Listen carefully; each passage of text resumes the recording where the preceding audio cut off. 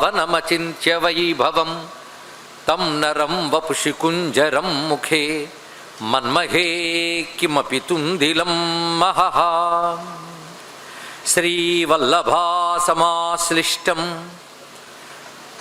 దశహస్తం గజాననం గణనాథమహం వందే సర్వసిద్ధిప్రదాయకం.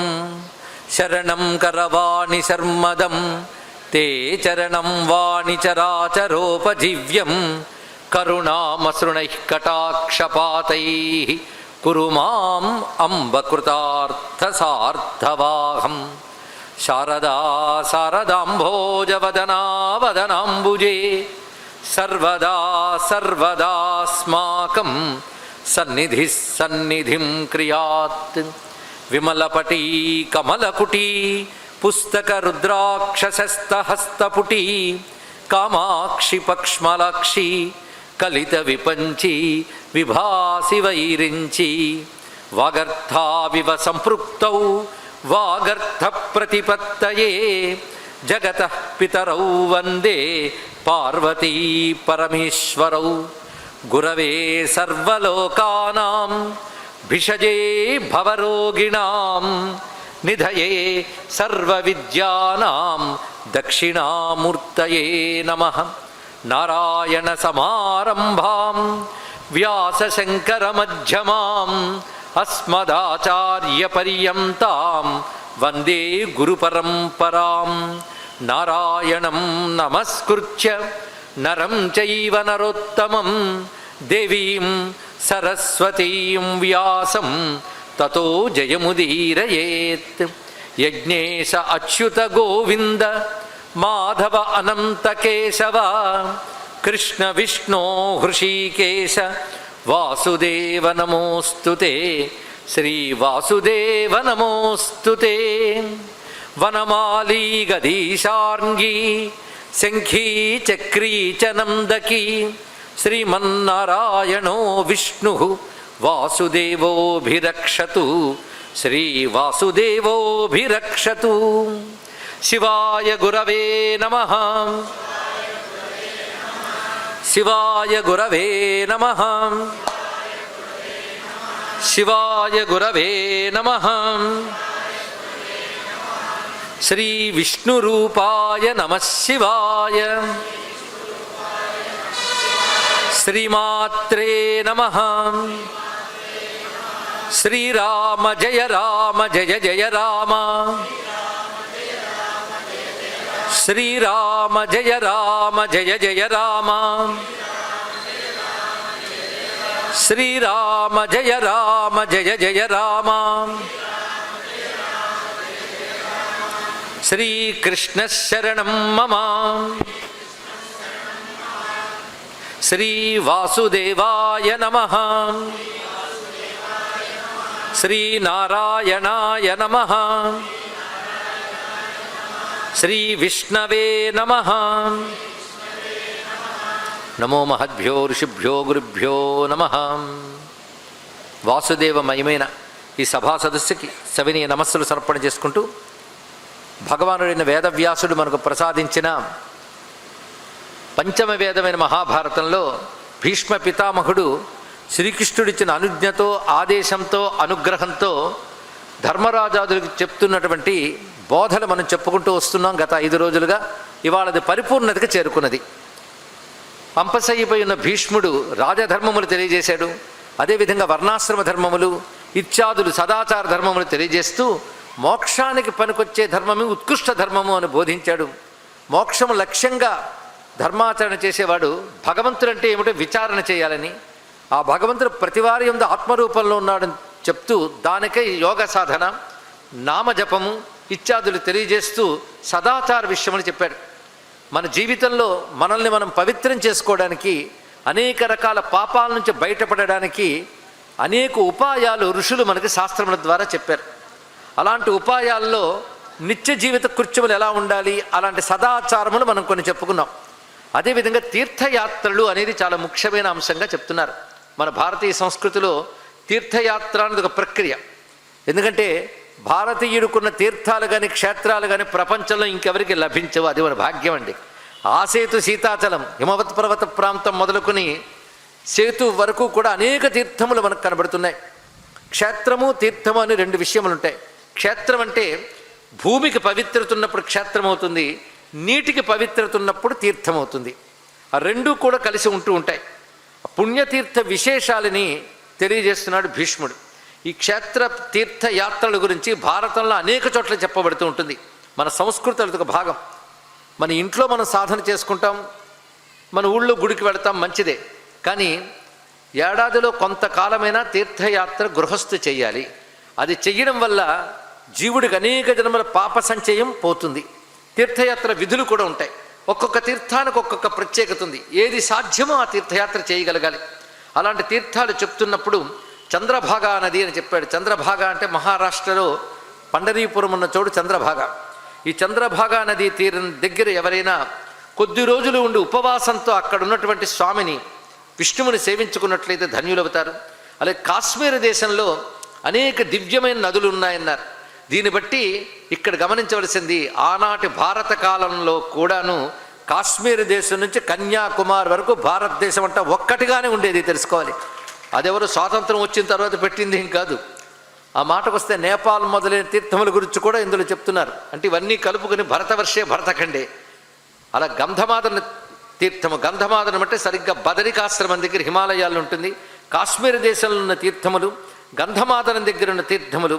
అదేవిధంగా కనకలము, గంగాద్వారం అంటే హరిద్వార్ అని చెప్పబడుతున్న చోటు, అక్కడ గంగాద్వారం అంటారు దాన్ని. అంటే పర్వతాల నుంచి వచ్చిన గంగామాత సమతల దేశానికి వచ్చింది హరిద్వారం వద్ద, అందుకే దాని గంగాద్వారం అని పేరు. అక్కడ ఉన్నది మరొక తీర్థము కనకలము అని చెప్పబడుతున్నది.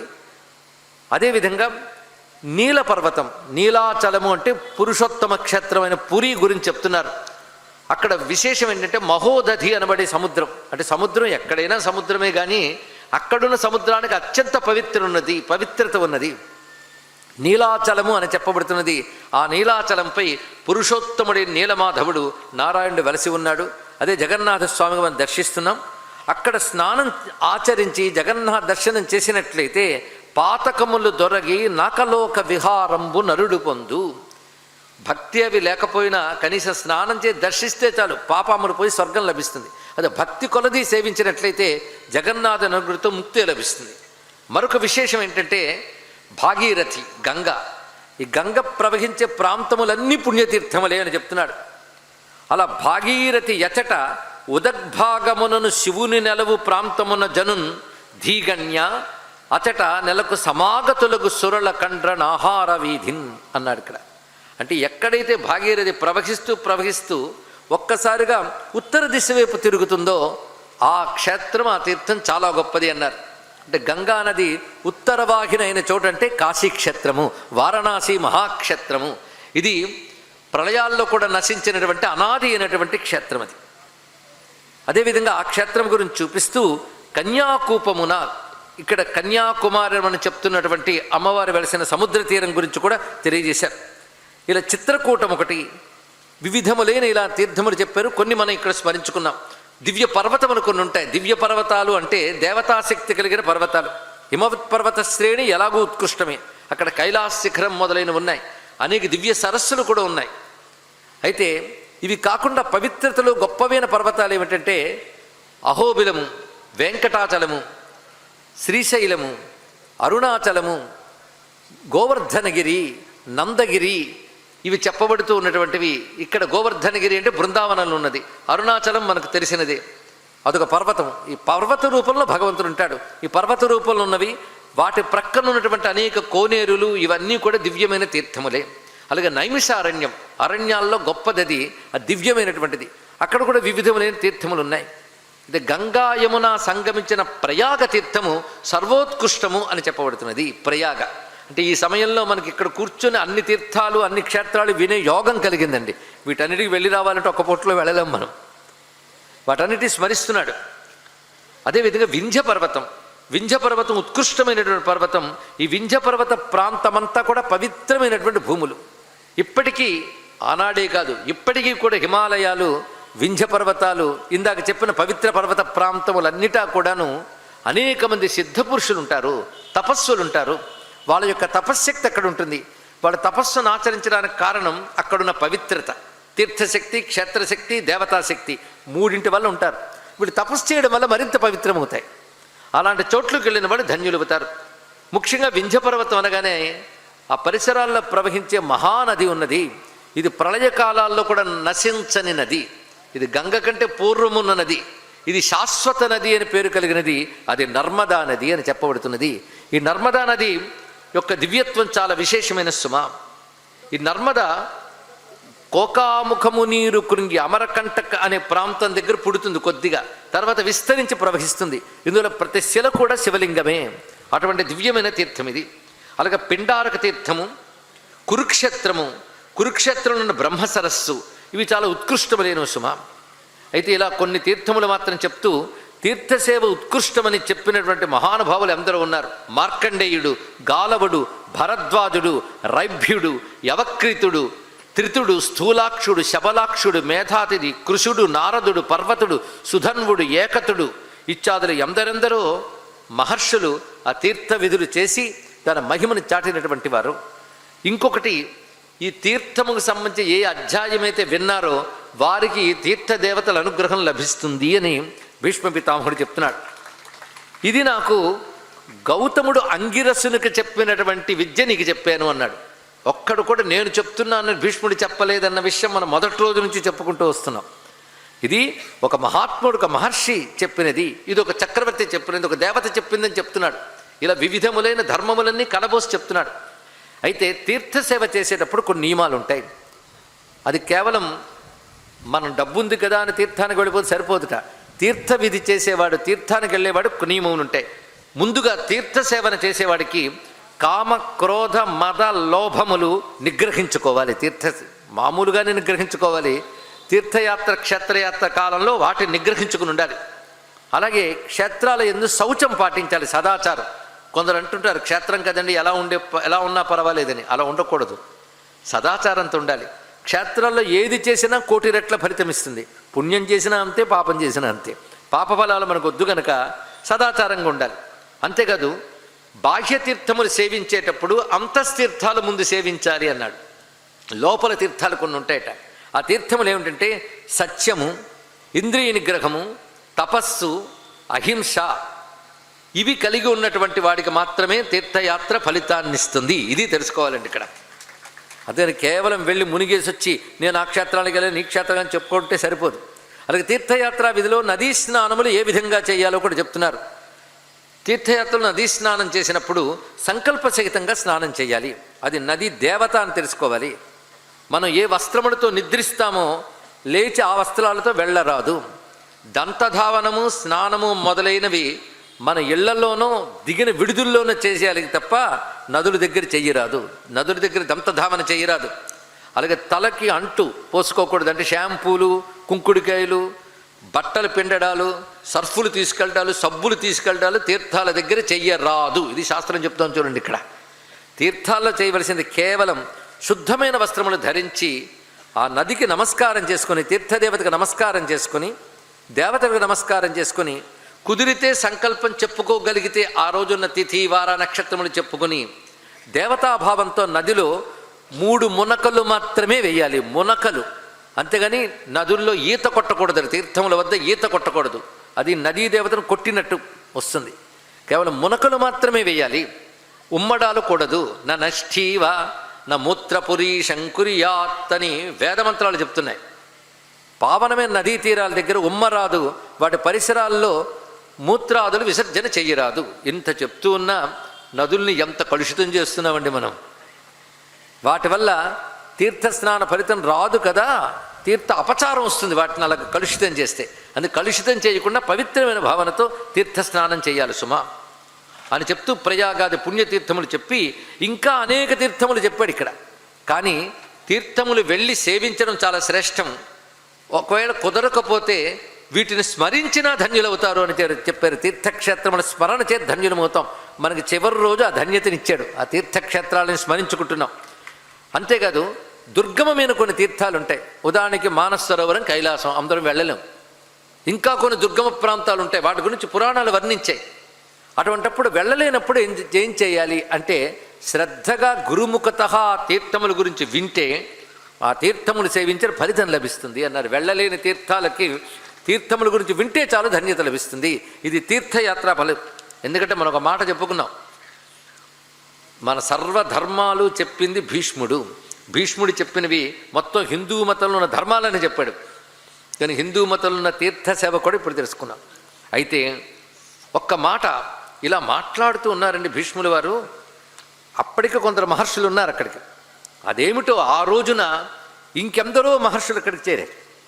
అనేక మంది మహర్షులు భీష్మ పితామహుని చూడ్డానికి వచ్చారట. అంటే భీష్ముడు ఎంత ఉత్కృష్టుడు చూడండి, మహర్షులు వెతుక్కుంటూ వచ్చారు. వాళ్ళందరూ వచ్చి నమస్కారం చేస్తుంటే అప్పుడు ధర్మరాజుకు ఒక ఆనందం కలిగింది. మా తాతగారు ఎంత గొప్పవారు, మాకు తెలుసు ఆ గొప్పతనం, కానీ ఇప్పుడు ఇంతమంది మహర్షులు ఆయన చూడడానికి వచ్చారే అని చెప్పి చూసిన తర్వాత ఒక్కసారి వెళ్ళి తాతగారి పాదాల దగ్గర తల ఆంచేడండి. తాత పాద పద్మములు మస్తకము సోక వినతుడై ధర్మతనయుడు ఇలా నమస్కారం చేసి ఆడ తర్వాత అంటున్నాడు, ఇన్ని తీర్థాలు చెప్పావు, ఎన్నో క్షేత్రాలు చెప్పావు, అన్నిట్లోని అత్యంత ఉత్కృష్టమైనది నువ్వేదనుకుంటున్నావో చెప్పు. అంటే మిగిలినవి తక్కువ కాదండి, ఇది గొప్పదని చెప్పడం. అంటే అప్పుడు ఈ వృత్తాంతం ఒక ఇతిహాసం ఉంది నాయన, అది వివరిస్తున్నాను విను అని. అన్నిటికంటే గొప్ప తీర్థం ఏది అంటే భాగీరథి, గంగా నది. గంగా అనే పేరు తలంచుకున్న ధన్యులు అయిపోతాం. ఆ గంగ ప్రవహించే ప్రాంతములన్నీ గొప్ప క్షేత్రములే, గొప్ప తీర్థములే తెలుసుకో. త్రిపథగా సేవనంబున సిద్ధించునట్టి గతి జనములకు నియత కల్పితములయ్యు అధ్వరంబును బ్రహ్మచర్యంబు తపము సంపరిత్యాగంబును చేయజాలవనగా. యజ్ఞాలు, బ్రహ్మచర్యాది వ్రతాలు, దమము మొదలైనటువంటివి త్యాగములు, ఇవన్నీ చేసినా ఇవ్వలేని ఫలితము గంగానది స్నానం వల్ల లభిస్తుంది. అది గంగానది యొక్క గొప్పతనము. పావనాంబుపూర భాగీరథి, పవిత్రమైన నీరది. ఇప్పటికీ కూడా ప్రపంచం ఆశ్చర్యపోతుందండి గంగానది గురించి. ప్రపంచంలో ఎక్కువ హెక్టార్లు పండిస్తున్న నది గంగానది. ఇది తెలుసుకోవాల్సింది. భారతదేశంలో కూడా గంగానది పరివాహక ప్రాంతం చాలా విశేషమైనటువంటిది. అంత చరిత్ర భౌతికంగా చూసిన. పైగా నీరు తెచ్చి ఇంట్లో పెట్టుకుంటే 100 ఏళ్ళైనా పాడు కాని జలము గంగాజలం మాత్రమే. అంటే ఏదో ఉంది దానిలో ప్రత్యేకత. అది ఏదో ఉంది, ఆ ఉన్నదేదో ఋషులు చెప్పారు ఇక్కడ. అది గంగానది యొక్క విశేషం. ఇది త్రిపథగా సేవనమున సిద్ధించునట్టు గత్తి మును పాపములన్నీ యొనర్చిన పిదపును గంగనాడ చీకటి రవితోచిన విరియు గతి విరియు. ఎంతకాలం చీకటున్నా సూర్యుడు రాగానే క్షణాల్లో పోతుంది, అంతే కదా. సూర్యుడు వచ్చిన తర్వాత ఎంతసేపు పడుతుందని చీకటి పోవడానికి చెప్పండి. ఆయన ఇలా రావడం అలా పోతుంది. అంతేగాని రాత్రంతా చీకటి ఉంది కనుక ఆ చీకటి పోగొట్టడానికి సూర్యుడికి పగలంతా పడుతుందా? ఆయన వస్తే చాలు పోతుంది. కనుక ఎంత చీకటి ఉన్నా సూర్యుడు రాగానే అలా పోతుందో, ఎన్ని పాపాలున్నా గంగను ముట్టుకుంటే పోతాయి. అది గంగ యొక్క పవిత్రత. అటువంటి గంగానది. అంతే కదా, మరణానంతరం ఆ జీవుడి శరీరపు అస్థి ఎముక గాని గంగలో కలిస్తే ఆ గంగలో ఎముక ఎంతకాలం ఉంటుందో, ఎన్ని సంవత్సరాలు ఉంటుందో అన్ని వేల ఏళ్ళు వాడు ఉత్తమ లోకాల్లో ఉంటాడు. అందుకే అస్థి నిమజ్జనం అనేది గంగలో చేస్తే దాని ఉత్కృష్ట చెప్తున్నారు. అంతేకాకుండా చంద్రుడు లేని రాత్రి, సూర్యుడు లేని ఆకాశము, ధర్మము లేని ఆశ్రమము. ధర్మము లేని ఆశ్రమం అంటే బ్రహ్మచర్యాశ్రమం, గార్హపస్థ్యం. ధర్మం లేకపోతే అవన్నీ వ్యర్థములే. ధర్మం లేని ఆశ్రమము, చంద్రుడు లేని రాత్రి, సూర్యుడు లేని పగలు, అదేవిధంగా పువ్వులు లేని చెట్టు ఎంత వ్యర్థమో గంగ లేని దేశము అంత వ్యర్థము అన్నాడు ఇక్కడ. కనుక గంగ ఉన్న దేశంలో పుట్టామని ముందు గర్వించాలండి మనం. గంగ ప్రవహించే దేశం మనది. పైగా పాపముల నుంచి బయటపడాలంటే ఏ ప్రాయశ్చిత్తం చేయాలో తెలియదు. ప్రాయశ్చిత్త విధులు చాలా చెప్పింది శాస్త్రము. అవన్నీ చేస్తే కానీ జీవుడు బాగుపడ్డు. ఏ ప్రాయశ్చిత్తం చేయాలి అని ఆలోచించేవాడికి ఒకటే సమాధానము, గంగలో స్నానమే సర్వప్రాయశ్చిత్తము. అది కలియుగంలో గంగ కంటే గొప్పది మరొకట్లేదు. కలియుగంబున నరులకు గంగ దిక్కు అంటాడు శ్రీనాథ మహాకవి కాశీఖండంలో. అంత విశేషమైనది. శరణంబు లేని జనులకు పరణమ శరణమండ్రు మునులు భాగీరథి. ఏ దిక్కు లేని వారికి గంగయే దిక్కు. గంగని స్మరించితే చాలా అభీష్ట సిద్ధి చేయగలదు అటువంటి తల్లి. పైగా గంగ నీరు తగిలిన మట్టిని విభూతిగా ధరించితే చాలు వాడు ధన్యుడవుతాడు సుమా. అది ధరించినటువంటి వాడిని చూసి పాపాలు భయపడతాయట, వాడి దగ్గరికి రావు. యమదూతలు కూడా దగ్గరికి రారన్నారు. ఎలాగంటే గరుత్మంతుడిని చూసి పాములు ఎలా పారిపోతాయో గంగ మట్టిని పాల తిలకంలో ధరించినటువంటి చూసి పాపాలు అలా పోతాయి. తలపై జాహ్నవి వాలుక అలికి కొనిన పాలతటి తదంతర్ మత్సంకలితము చేసిన పాపంబులు తొలగు సుపర్ణు గనిన భుజగముల క్రియన్ అని చెప్పారు. అంతేకాదు గంగపై వచ్చే గాలి తగిలితే చాలా పవిత్రులైపోతారు. ఒకసారి నారద మహర్షి కాశీక్షేత్రంలో ఆ గంగ ఆ ఒడ్డు నుంచి ఈ ఒడ్డు వరకు నడుచుకుంటూ వస్తున్నాడు. గంగమ్మ నారదుడు దిగి స్నానం చేస్తాడేమో అని ఎదురు చూస్తుంట. ఎందుకంటే పాపాత్ములు దిగి అలాగూ పాపాలు కూడా వెళ్ళిపోతారు. ఎవరైనా పుణ్యాత్ముడు దిగితే బాగుండని నదులు ఎదురు చూస్తుంటాయి చూడండి. అందుకే మహర్షులు మహాత్ములు వాళ్ళకి అవసరం లేకపోయినా గంగా స్నానం చేస్తారట. దాని గంగ సంతోషిస్తుంది. అందుకే నారదుడు వస్తూ ఉంటే ఎక్కడైనా దిగితే బాగుండని ఎదురు చూసింది అమ్మవారు. దిగలేదు ఆయన. చివరి ఘట్టంకి వచ్చేటప్పటికల్లా గంగాదేవి దేవతామూర్తి ధరించి నారదుని ప్రశ్నించింది, నువ్వు నా పక్క నుంచి వెళుతున్నావు కానీ ఎందుకు నీటిలో దిగలేదు అని. ఎందుకు దిగాలి అని అడిగాడు ఆయన. నా నీరు చాలా పవిత్రం అంటారు కదా అంటే, అమ్మ నీరు కాదు తల్లి, నీపై వచ్చిన గాలి కూడా పవిత్రమే, ఆ గాలి తగలాలని ఇలా వచ్చానని చెప్తే గంగ సంతోషిస్తుంది. అటువంటిదండి గంగమ్మ. గంగా తరంగ సీకర సంగతమగ మారుతమును సజ్జస్పర్శం భంగీకరించునెవ్వడు భంగపరచునతడు ఘోర పాపచయములన్. గంగ మించి వచ్చే గాలి తగిలితే చాడు వాడు పాపరహితుడు అవుతున్నాడు సుమా. అంతేకాదు గంగలో స్నానం చేస్తే సంకల్ప సహితంగా పద్ధతిగా స్నానం చేస్తే ఇవుల 7 తరంబులు అవుల 7 తరంబులు పితృవర్గంబు నరుడు గంగనాడి శుచి చేయజూచిన అంతమాత్ర. గంగానదికి వెళ్ళినంత మాత్రమన ఇటు 7 తరాలు అటు 7 తరాలు కూడా తరించిపోతాయి. పితృదేవతలు ఉత్కృష్ట స్థితిని పొందుతారు. అయితే ఇంతవరకు మనం గంగ గురించి విన్నాం కదా, అద్భుతమైన ఫలం చెప్తున్నాడు ఈయన భీష్ముడు. గంగకి వెళ్ళి స్నానం చేయడమే కాదయ్యా, గంగ గురించి వినిన, వేడుక చేసిన, కనిన, చేతనంటిన, ఈ 4లో ఏ చేసినా పాపం పోతుంది. ముందేం చెప్పాడు? వినిన. గంగ గురించి వింటే చాలు పాపాలు పోతాయి. అందుకేమో ఆకాశ గంగ కురిపించి మరీ వినిపించాడు వాడు స్వామి మన కోసం. మరి ఇవన్నీ వినాలంటే భాగ్యం ఉండద్దు. గంగ గురించి విన్నా, గంగ గురించి వింటూ ఆనందించిన, గంగ గురించి చెప్తే చాలు ఆనందించిన, కనిన, గంగను చూస్తే చాలు, చేతనంటిన, చేత్తో ముట్టుకున్నా చాలు, అతడు తరించడమే కాకుండా అతడు పితృగణము తరిస్తారు. అంతేకాదు ఎక్కడ స్నానం చేసినా గంగ గంగజను కీర్తనముతో ఒండు నీట తగ మునిగిన ఆ జనులు దురితముల దొరగదురు అని ఆర్యులు చెప్పవిందు సంచిత చరిత. భీష్ముడు చెప్తున్నాడు, గంగా గంగా గంగా అనుకుంటూ ఎక్కడ స్నానం చేసినా గంగా స్నాన ఫలం ఇస్తుందిట తల్లి.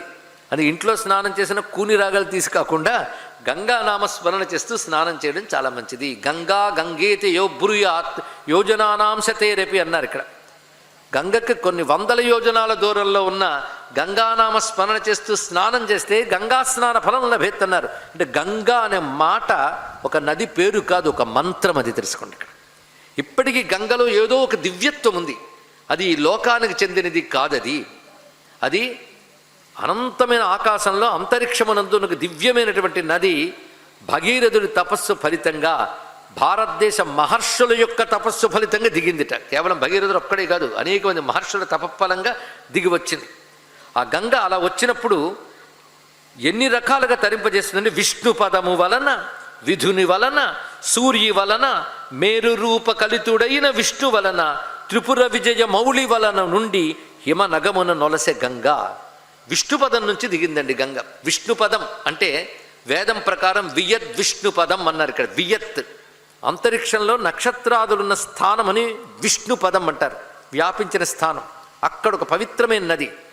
అది కూడా బ్రహ్మదేవుడు అమ్మవారు హిమవంతుడు కుమార్తెగా కలిగిన తర్వాత లోకపావనైన గంగని లోకరక్షణ కోసం మాకు ప్రసాదించమని హిమవంతుడిని అడిగాడు.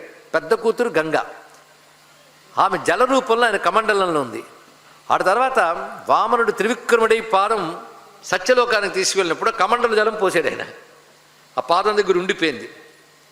అక్కడున్న జలం తర్వాత భగీరథుడు తపస్సు చేసినప్పుడు భూమికి దిగి వచ్చింది. అలా దిగి వచ్చిన గంగని పట్టుకోవాలంటే సామాన్యమైన విషయం కాదు. ఆ గంగ ధాటికి భూమి మీద పడితే భూమి ఎక్కడికో వెళ్ళిపోతుంది. అంత తీవ్రంగా ఉంటుంది గంగ యొక్క ధాటి. అది నిలువరించగలిగే వాడెవడు అంటే వ్యోమకేశుడి అష్టమూర్తులు తానైన రుద్రుడు అక్కడ ఆవిర్భవించి భగీరథుడి తపస్సుకు సంతోషించి జటల్లో దాన్ని బంధించి ఒక పాయని మాత్రమే విడిచిపెట్టాడు. అది భూమికి దిగి వచ్చింది. ఆ వచ్చినప్పుడు ఎన్నిటికి తగిలి వచ్చిందంటే బ్రహ్మ కమండలం, విష్ణువు, శివుడు, అంటే బ్రహ్మ విష్ణు శివశక్తులు ఉన్నాయి గంగలో. అదొక రహస్యం అండి. దానికి తోడు విధుని వలన చంద్రుడు, సూర్యుడు, మేరు పర్వతం మూడింటి తగులుతూ వచ్చింది అక్కడ.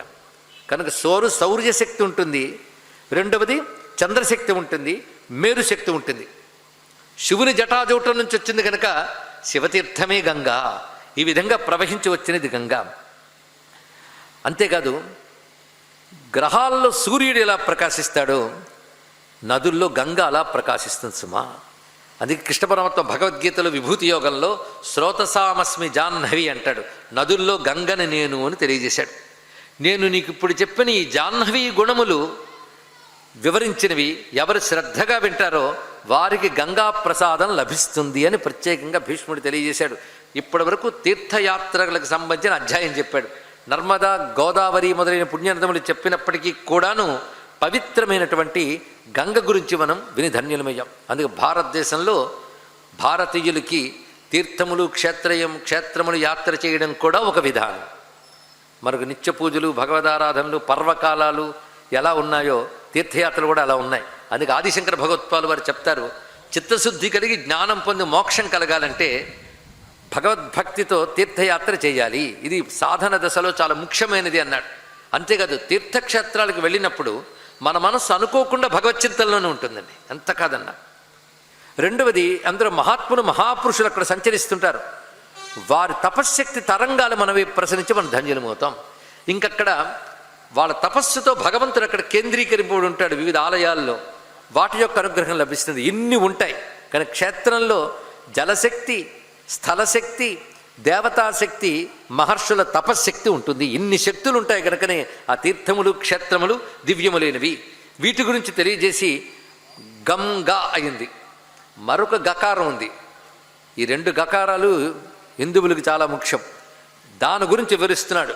అదెవరు అంటే గోవు. గంగ తర్వాత మరొక ముఖ్యమైనది గోవు. భారతీయులకి అత్యంత ప్రధానమైనది గోజాతి.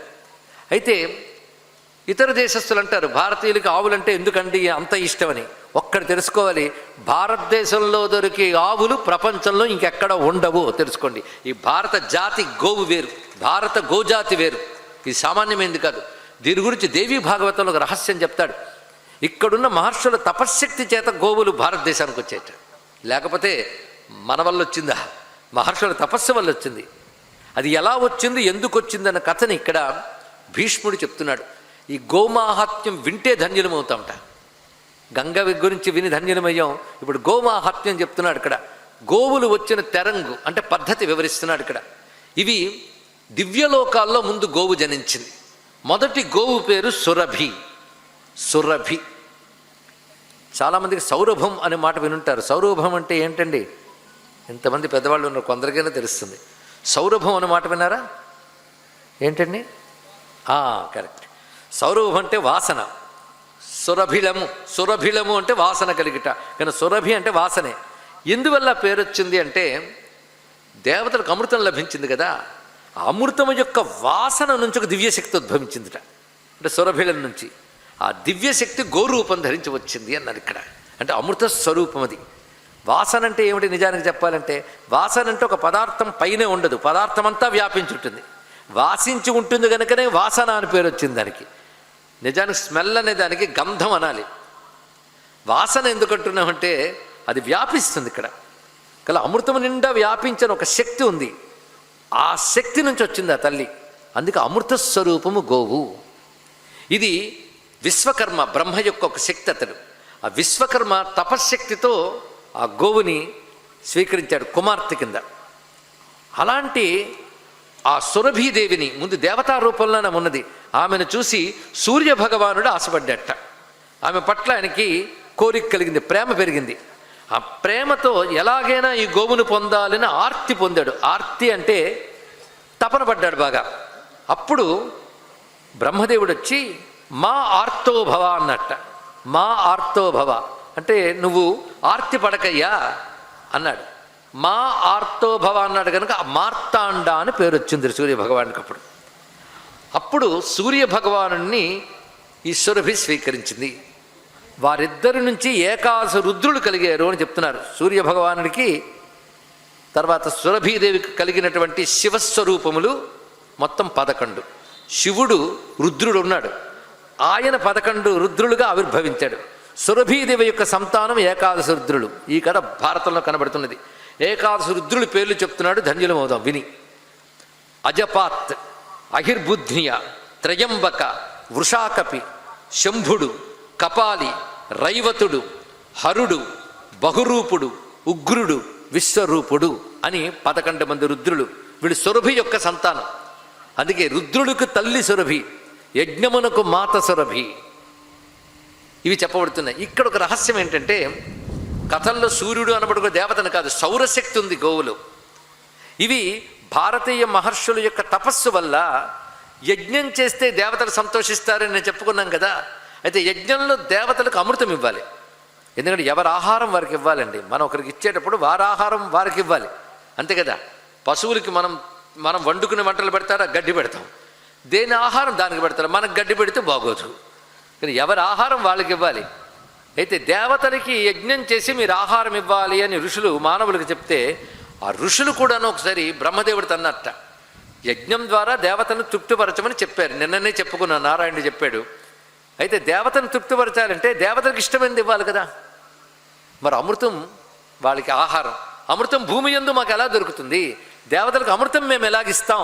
మాకు అమృతం దొరకదు కదా అంటే, అప్పుడు నారాయణుడు చెప్పాడు, ఆ అమృత స్వరూపమే ఆవు. ఆవు యొక్క పాలు కానీ, పెరుగు కానీ, నెయ్యి కానీ ఇవి అమృతంతో సమానము. అందుకే దేవతలకు అమృతం ఇవ్వాలి అంటే ఆవు పాలతో కూడిన పదార్థములు ఇస్తే దేవతలకు అమృతం ఇచ్చినట్లే అన్నాడు ఇక్కడ. కనుక భూమి యందు దొరికే అమృతము ఆవు పాలు. ఇది తెలుసుకోండి. ఇక్కడ ఒక్క మాట గుర్తుపెట్టుకుంటే చాలు. అంతేకాదు, ఈ మధ్య అనేక రీసెర్చ్లు చేశారండి.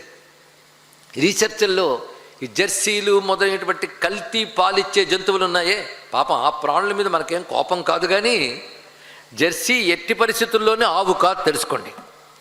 కనుక వాటిని ఆవు పాలు అనద్దు. ఆవు పాలు అంటే భారతీయ దేశవాళీ ఆవే ఆవు. ఇది తెలుసుకోవాలి ఇక్కడ. దీనికి టెస్టులు చేసిన తెలిసింది ఈ మధ్య. ఆయుర్వేదంలో కొన్ని మందులకి ఆవు పాలే అనుపానంగా వాడమని చెప్తారు. అంటే ఆ మందు వేసుకున్నప్పుడు అనుపానం, దాంతోపాటు పాలు వేసుకోవాలి, లేకపోతే మందు వికటిస్తుంది. అందుకే ఆయుర్వేదంలో మందు ఎంత ముఖ్యమో ఆహారము అనుపానం అంత ముఖ్యం. అయితే ఆవు పాలు అనుకుని కానీ ఇతర గేదె పాలు కానీ జెర్సీ పాలు కానీ తాగితే ఆ మందు పనిచేయట్లేదు. కేవలం దేశవాళీ ఆవు పాలతోనే పనిచేసింది. ఎందుకంటే భారతదేశపు ఆవు యొక్క మూపురమును ఉంటుంది. ఆ మూపురము గంగడోలు భారతదేశపు ఆవు యొక్క ప్రత్యేకత అండి. ఆ మూపురం దగ్గర ఒక నాడి ఉంటుంది. అది కేవలం భారతదేశపు గోవుకు మాత్రమే ఉంటుంది. చిత్రం ఏంటంటే, భారతదేశంలో ఎన్నో ఆవులు వెరైటీలు ఉన్నాయి, రకరకాల జాతులు ఉన్నాయి. పంజాబ్ మొదలుకొని అక్కడ కాశ్మీర్ దేశం నుంచి హిమాలయాల నుంచి మన సమతల ప్రాంతాల వరకు అనేక రకాల ఆవులు ఉన్నాయి. కానీ అన్ని రకరకాల జాతులైనా అన్నిట్లో సమాన లక్షణం ఒకటి ఉంది. అది భారతదేశంలో ఏ జాతి గోవు అయినా గొప్పదే. ఇది తెలుసుకోవాలి. పొంగనూరైనా మరొకటైనా ఏ జాతి గోవైనా, ఒంగోలు ఏ జాతి గోవైనా ఒకటేట. వాటి మూపురం దగ్గర స్వర్ణ నాడి అని ఒక నాడు ఉంటుంది. సూర్యుని నుంచి వచ్చే ఒకానొక శక్తిని ఆ గోవు మాత్రమే స్వీకరిస్తుంది, ఇంకేవి స్వీకరించదు. ఆ ఆవు నాడిలోకి వెళ్తుంది. అక్కడ ఇంకెవ్వరిలోకి వెళ్ళదుట ఆ శక్తి. అది సూర్యుడి నుంచి వచ్చే శక్తి కిరణాలు ఒక్కొక్క జీవులు ఒక్కొక్క జాతికి ఒక్కొక్కలాగా అందుతుంది. రాళ్ళు ఒకలా తీసుకుంటాయి, చెట్లు ఒకలాగా తీసుకుంటాయి, మనుషులు ఒకలా తీసుకుంటారు. కానీ గోవు మాత్రం సూర్యుల్లో ఉన్న దివ్య కిరణం ఒకటి తీసుకుంటుంది. గోరూప కిరణం అని సూర్యుల్లో ఒకటి ఉంటుంది. ఆ కిరణాలు 2 తీసుకుంటాయండి. ఒకటి గోవు, రెండవది భూమి. ఈ 2 తీసుకుంటాయట. అందుకే భూమికి కూడా గోవు అని పేరుంది. అందుకే భూమిని ఉద్ధరించినటువంటి వరాహస్వామికి గోవిందుడు అని పేరు అందువల్లే వచ్చింది ఇక్కడ. కనుక గోవు అంటే భూమి, గోవు అంటే ఇప్పుడు ఆవు, రెండింటికి చెప్పారు. అందుకే భూమి క్షేమంగా ఉండాలంటే ఆవు క్షేమంగా ఉండాలి, గోవు క్షేమంగా ఉండాలి. గోవుని కొట్టినా, గో రక్తం చిందినా అక్కడ ఉత్పాతాలు వస్తాయని శాస్త్రం చెప్తోంది. అలాంటి గోవు కామధేను సంతానం, సురభి కామధేనువుల్లో మొదటిది. ఇలాంటి సురభి సంతానముని దివ్యలోకాల్లో వివిధ విధాలుగా ఉంచారు కామధేనువులుగా. అవి కైలాసాది లోకాల్లో కూడా ఉంటాయి, స్వర్గలోకంలో కూడా కామధేనువులుగా గో సంతానం ఉండింది. మహర్షుల తపస్సు వల్ల కామధేను సంతానం భారతదేశానికి దిగి వచ్చింది. అది ఇతర దేశాల్లో పాలిచ్చు జంతువులు ఉంటాయి, భారతదేశంలో దేవతా స్వరూపులైన గోవులు ఉంటాయి. అది ఇతరులకు అర్థం కాదు ఈ గోవుల గురించి. వాళ్ళు పరిశీలించిన తర్వాత కూడా ఇప్పుడు ఆశ్చర్యపోయారండి. ఆశ్చర్యపోయి ఈ జాతి గోవుల్ని విదేశాల్లో పెంచుకుంటున్నారు. ఇప్పుడు మనం మన గోజాతిని పెంచుకోవాలి, వృద్ధి చెందాలి. ఎంత గోజాతి వృద్ధి చెందితో దేశం అంత బాగుంటుంది, మనం అంత బాగుంటుందని తెలుసుకోండి. ఇక్కడ ఆనాడు భీష్ముడు చెప్పాడు, అంతకుముందు వేదం చెప్పింది. కానీ గోవు అనేది ఎంత ముఖ్యమంటే తపస్సుల కంటే గోసేవ చాలా ముఖ్యము సుమా. గోవుల పాలు అమృతము. అందుకే యజ్ఞంలో అగ్నిహోత్రంలో వేసేది ఆవు పాలతో చేసి నెయ్యి వేయాలి. ఇంకొకటి, దేవతలకు నైవేద్యం పెట్టేటప్పుడు అన్నం పెట్టిన ఏది పెట్టినా ఆవు నెయ్యి అభిగరిస్తారు. పెద్దవాళ్ళకి ఆ విషయం తెలుసు, నైవేద్యం పెట్టేవాళ్ళకి. ఆవు నెయ్యి అభిగరించకపోతే ఆ పదార్థం నైవేద్యానికి పనికిరాదు. ఆవు నెయ్యి అభిగరించితే అది నైవేద్యానికి పనికొస్తుంది, అమృతమైపోతుంది ఒక్కసారి. అంతేకాదు, ఆవు పాలతో వండిన అన్నాన్ని పరమాన్నము అంటారు. పరమ అన్నము, పరమ అన్నం అంటే సర్వోత్కృష్టమైన అన్నం ఆవు పాలతో వండారు. అది దేవతలకు అమృత స్వరూపంగా ఉంటుంది. అందుకే ఆవు పాలతో వండినవి, ఆవు నెయ్యి తగిలినవి, ఆవు పెరుగు తగిలినవి, ఇవి అమృత స్వరూపాలు. అవి దేవతా నివేదనం చేయవలసినవి. అలాగే పవిత్రం చేసే వాటిలో గోమూత్రము గోమయము. నేను గోమూత్రం అన్నందుకు దేవతలు క్షమించాలి, గోమూత్రం అనరాదుట. మీకు అర్థం కావడం కోసం నేను చెప్పాను. కానీ గోమూత్రం అనకూడదు, గోజలం అనాలి. గోమలం అనకూడదు, గోమయం అనాలి. ఎందుకంటే వాటిలో మాలిన్య లక్షణాలు లేవు. కేవలం ఆవు నుంచి వచ్చేటటువంటి గోజల గోమయములకు మాలిన్య లక్షణాలు లేవు. ఇంకా ఏ జంతువుకైనా మాలిన్యము దోషాలు ఉంటాయట. అది మనం చెప్పడం కాదు, కొంతమంది పాశ్చాత్య శాస్త్రవేత్తలు పరిశీలించి గోమూత్రంలో ఉన్న శక్తులు అద్భుతము, అనేక దీర్ఘకాలికమైన రోగాలను పోగొట్టగలిగే శక్తి వాటికి ఉంది అని తెలుసుకుని వాటిని వైద్యానికి ఔషధంగా ఎలా వాడాలో ఒక ప్రక్రియ ఉందండి. వీటి పంచగవ్య చికిత్స అనే పేరుతో ఇప్పుడు అనేక చోట్ల చేస్తున్నారు. వాటి వల్ల రోగాలు పోగొట్టుకుని అందరూ బాగుంటున్నారు. పంచగవ్యాలు అంటే పాలు, పెరుగు, నెయ్యి, గోజలం, గోమయం. వీటి పంచగవ్యములు అంటారు ఇక్కడ. వీటితో భగవంతుడికి అభిషేకం చేసిన దివ్యమే. ఇవి చెప్తూ అనగా గోవులు ప్రాణంబులని సమస్తంబులను చెప్పుదురు. గోవులకు మరొక పేరు ప్రాణములు. అంటే ప్రాణరక్షణ శక్తి గోవు యందు ఉంటుంది. సూర్యకిరణాల్లో ప్రాణరక్షణ శక్తి ఉంటుంది, వాటికి గోవులని పేర్లు. మళ్ళీ వీటికి గోవులని పేర్లు. కానీ గోవులని పేర్లు ఎవరెవరికి ఉన్నాయో చూద్దాం. వేదాలకు ఉంది గోవులు అని పేరు, వేదవాక్యాలు గోవులు అంటారు. సూర్యకిరణాలను గోవులు అంటారు, భూమికి గోవు అంటారు, ఆవును గోవు అంటారు. ఈ నాలుడికి ఒకటే పేరు పెట్టారంటే ఈ నాలుగింట్లో ఒక శక్తి ఉంటుంది, ప్రాణశక్తి ఉంటుంది. కానీ గోవు అనే పేరు ఉట్టినే రాలేదు, ప్రాణశక్తి కలిగినటువంటిది. గోవుల్లో మళ్ళీ రెండు ఉంటాయి, ఆవులు, ఎడ్లు. ఈ రెండూ కలిపి గోవులు. కేవలం ఆవులు మాత్రమే కాదు, ఇటు ధేనువులు, అటు వృషభములు రెండూ మనకు పూజ్యస్థానముల్లో ఉన్నాయి. అందుకే గోవుకి ప్రాణమనకు పేరుంది. గోదానం చేస్తే ప్రాణదానం చేసినంత పుణ్యము అన్నారు. గోదానం అంత తేలిక కాదండి. ఆ పుచ్చుకునేవాడు చాలా జాగ్రత్తగా ఉండాలి, ఇచ్చేవాడు నియమాలతో ఉండాలి. కొంతమంది గోదానం పుచ్చుకుని ఇంకోటికి అమ్మేసే డబ్బు తీసుకోవడం, ఇలాంటి వాడికి ఇవ్వకూడదు అసలు. ఏ విప్రుడికి మనం గోదానం చేసామో వాడు దాన్ని పవిత్రంగా కాపాడుతూ ఉంటూ ఉన్నవాడైన వాడికే ఇవ్వాలి. అలాంటిది గోదానం ప్రజలు ఉత్సాహపడుతున్నారు కనుక దాని మీద ఎన్నో వ్యాపారాలు చేస్తున్నారే. అలాంటి గోదానాలు చేయడం కంటే మానేయడం మంచిది. ఇచ్చే విధానం వేరే ఉంటుంది. మొత్తాన్ని గోవుని సంరక్షించుకోవాలి మనం. ఇది గుర్తుపెట్టుకోవాలి, ప్రతి వ్యక్తి యొక్క బాధ్యత. ఎందుకంటే గోవు బాగుంటే భూమి బాగుంటుంది, పంట బాగుంటుంది, వర్షాలు బాగుంటాయి, తెలుసుకోవాలి ఇక్కడ. అందుకు గోసంతతి గురించి చెప్తున్నారు ఇక్కడ. అలాంటి భవ్యమైనటువంటి గోమాతల యొక్క ప్రభావాన్ని వేదాది శాస్త్రములు అనేక రకాలుగా వివరిస్తున్నాయి. విను అని చెప్తున్నాడు ఇక్కడ. విశేషించి కపిల గోవుల ప్రత్యేకత. గోవుల్లో కపిల గోవులు అంటే కొంచెం ఎరుపుదనం ఉన్నటువంటి గోవులు కపిల, కొంత నలుపుదనాన్ని కూడా చెప్తారు. ఈ కపిల గోవుల ప్రత్యేకత గొప్పగా చెప్తున్నాడు. ఈ కపిల గోవులు ఏమిటి అంటే దివ్యలోకాల్లో ఉన్న సురభి సంతానము, వాటిని సౌరభేయి అంటారు ఇక్కడ. ఆ సురభి సంతానము వచ్చి ఒకసారి కైలాస పర్వతంలో తిరుగుతున్నాయి. ఆ తిరుగుతున్నప్పుడు ఒక కామధేనువు దగ్గర దూడ వచ్చి పాలు తాగుతుంది. ఆ తాగుతున్నప్పుడు చిందుతున్న పాలు ఆ కామధేను పాలు వెళ్ళి అక్కడ ధ్యానముద్రలో ఉన్న శివుడి మీద పడ్డాయండి. ఇక్కడ ఆయన తపోభంగమైంది. ఒక్కసారి తపోభంగం అవగానే ఒక్కసారి చూశాడు ఆయన. తపస్సులో అంతవరకు కళ్ళు మూసుకున్నవాడు ఒక్కసారి తెరిస్తే ఒక తీక్ష్ణమైన శక్తి వస్తుందండి. అలా ఆయన నుంచి ఒక్కసారి తీవ్రమైన అగ్నిశక్తి బయటకు వచ్చింది శివుని నుంచి. అగ్నిశక్తి వెళ్ళి ఆ గోవులకు తగిలింది, కామధేనువులు తగిలింది. ఇంకా అప్పుడు కపిల గోవులు రాలేదు, కామధేనువులు తగిలింది. తగలగానే అగ్నిజ్వాలలకు అవి వేడి తట్టుకోలేక చెదిరిపోయాయి. అప్పుడు సోముడిని శరణ వేడే. సోముడు అంటే చంద్రుడు, ఆయన చల్లగా ఉంటాడు కదా, సోమదేవత. ఆయన దగ్గరికి వెళదామని ప్రయత్నిస్తే బ్రహ్మదేవుడు అప్పటికొచ్చి పరమేశ్వరుడికి నమస్కారం చేశాడు.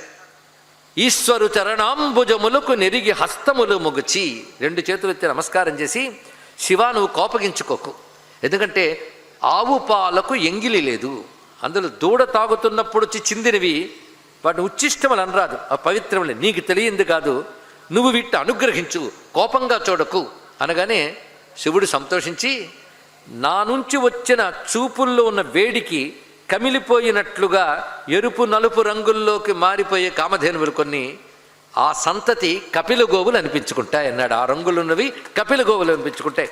గోవులన్నీ గొప్పవే కానీ వాటిలో కపిల గోవుకి ఇంకా శ్రేష్టత్వం ఉంటుంది. అంతేకాదు గోవులు ఎక్కడుంటాయో అక్కడ నేను, బ్రహ్మ, విష్ణువు అందరూ ఉంటాం, సర్వదేవతలు గోవులు ఉంటాయి. అందుకు ఒక్క గోవు దగ్గర దండం పెడితే 1000 ఆలయాలకు నమస్కారం చేసినట్టండి. అది గుర్తుపెట్టుకోండి. ఇక్కడ గోవును కాపాడడం అటువంటిది. అప్పుడు గోసంతతి అంతా కూడా శివుడి వద్దకు వచ్చి చేరి ఆ గోవుల్లో గొప్పదైన ఒక వృషభాన్ని శివుడికి ఇచ్చాయి. ఆ వృషభాన్ని వాహనంగాను దాని చిహ్నాన్ని ధ్వజంలో పెట్టుకుని వృషభధ్వజుడు, వృషభ వాహనుడు అయ్యాడు శివుడు అనే కథని భీష్ముడు తెలియజేస్తున్నాడు. సౌదాసుడు అనేటువంటి సూర్యవంశ చక్రవర్తికి వశిష్ఠుడు ఒకసారి మాట్లాడుతూ ఉంటే ఆ చక్రవర్తి ఒక మాట అన్నాడు, అన్నిటికంటే గొప్ప పవిత్రమైనది ఏది అని అడిగట. అప్పుడు వశిష్ఠుడు చెప్తున్నాడు తడుముకోకుండా, అన్నిటికంటే పవిత్రమైనది గోవు, గోవు పవిత్రంబు.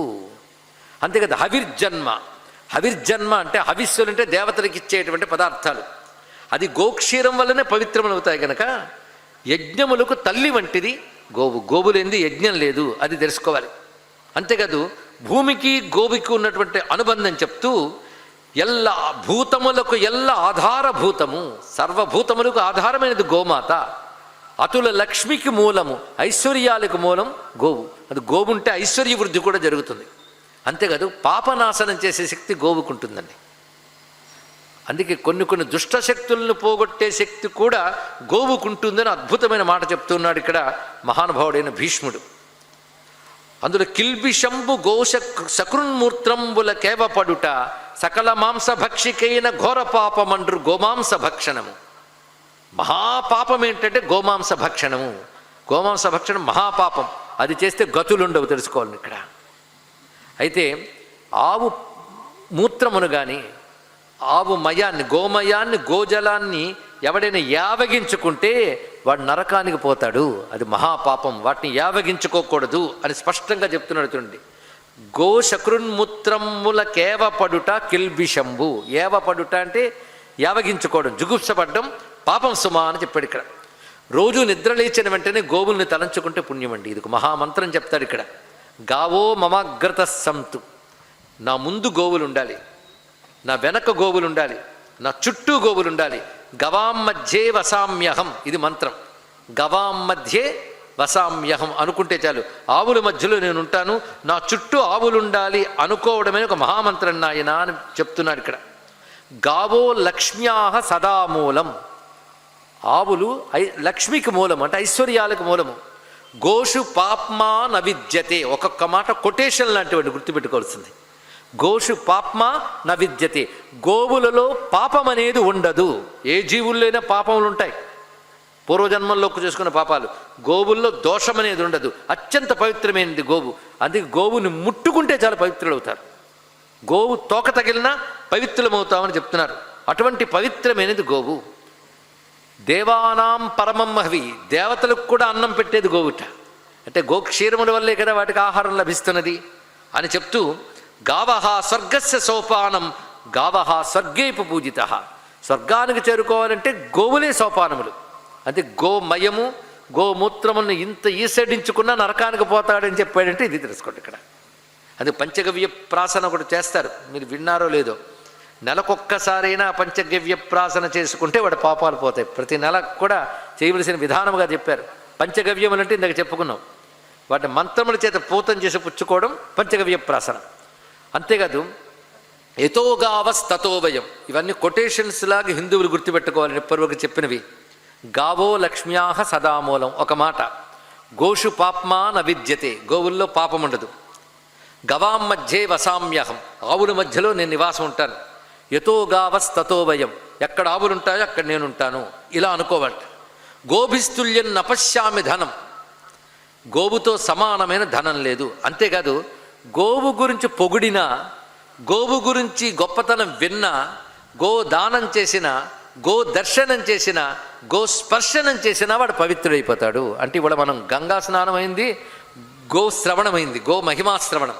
కీర్తన శ్రవణ దానం అంటే కీర్తనం, శ్రవణం, దానం, దర్శనం చాపి పార్థివ గవాం ప్రశస్యతే వీర సర్వపాపహరం శివం.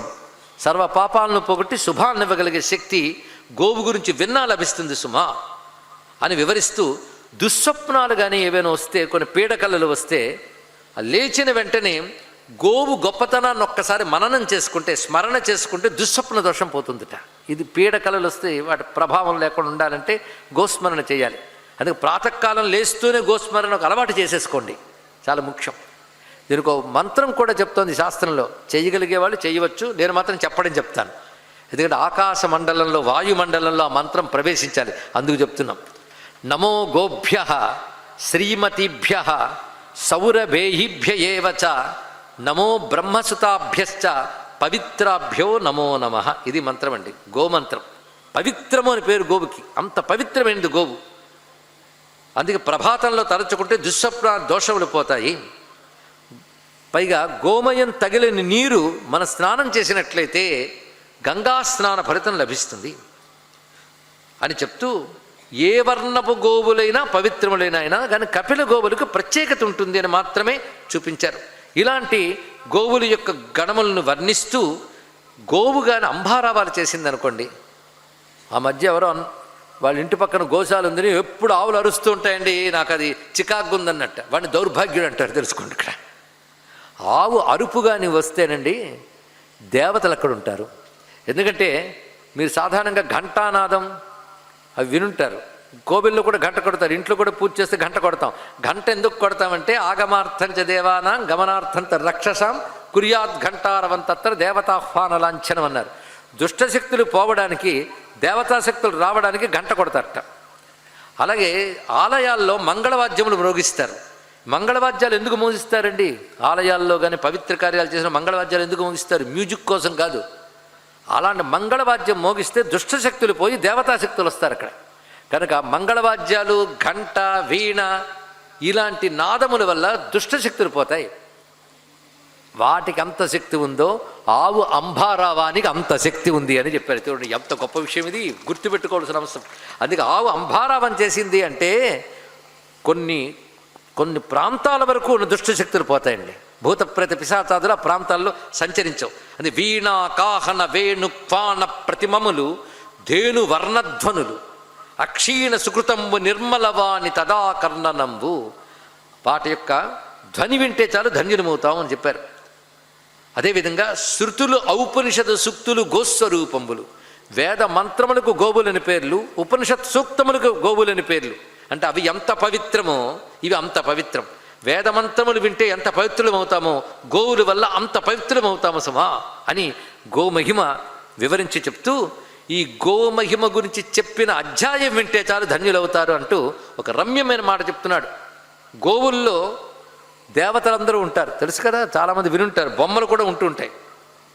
ఎక్కడ ఏ దేవత ఉంటారంటే పురాణాలన్నీ వర్ణించాయి. ఇక్కడ భీష్ముడు కూడా చెప్తున్నాడు, ముఖం మొదలుకొని, కొమ్ములు మొదలుకొని, తోక చివర వరకు, కాలి గిట్టల వరకు అనేక మంది దేవతలు ఆ తల్లి అంగంలో ఉంటారట. ఇక్కడ కొంతమంది అంటారు అది మామూలు మనలాంటి జంతువే కదండి, కొడితే ఏడుస్తుంది, తింటే కడుపు నిండుతుంది, తినకపోతే కలిస్తుంది, ఏమి దేవత అండి అంటారు. వీటిని విభూతులు అంటారండి. ఇది తెలియాలి. కొంతమంది వచ్చి మీరు ఆవును దేవతలా పూజిస్తారు, మీరేం హిందువులు, ఏం మనుషులయ్యా మీరు అంటారు. అవునేమో అని మనం అనుకుంటాం. ఆవుని దేవతగా పూజించకపోతే వాడు మనిషే కాడని చెప్పగలగాలండి. ఇక్కడ ఇది తెలియాలి ఇక్కడ. ఎందుకంటే మన హిందూ మతంలో ఒక లక్షణం ఉంది, దేని నుంచి మేలు పొందుతామో దాన్ని భగవంతుడు అంటాం. అది తెలుసుకోండి. మేలిచ్చే ప్రతిదాన్ని భగవంతుడిగా భావన చేస్తాం. కానీ సూర్యుడి నుంచి ఎంత శక్తి పొందుతున్నా సూర్యుని దేవుడు అంటాం. అలాంటిది గోవు యొక్క మహిమ తెలిసిన తర్వాత ఇంత గొప్ప గోవుని దేవతనకి ఏమంటారండి? పైగా దేవతలు అంటే బొమ్మలు రూపాలు కాదు, శక్తులు. ఒక్కొక్క దేవత ఒక్కొక్క శక్తి. ఆ దేవత శక్తులు ఈ గోవు శరీరంలో ఉంటాయి. గోవులను జీవుడికి తెలియకపోవచ్చు, కానీ గోవు శరీరంలో ఆ శక్తులు ఉంటాయి. ఇది గమనించుకోవాల్సిన గొప్ప అంశం. కనుకనే ఇంద్రాది దేవతలు గోవు యందు ఉంటారని అద్భుతంగా చెప్పాడు. ఇంద్రుడు, వాయుదేవుడు, శ్రీకంఠుడు అంటే శివుడు, మరుద్గణము, నారాయణుడు ఇత్యాదులు గోవు యొక్క శృంగస్థానములు మొదలైన వాటి యందు ఉంటారు. అంటే కొమ్ములు, నడిమి ప్రాంతం, వీటన్నిటి యందు. అంతేకాదు ఆ నాసాపుటాల్లో వాయుదేవతలు ఉంటారు. కకుదము పైన మూపురుమనందు శివుడు ఉంటాడు.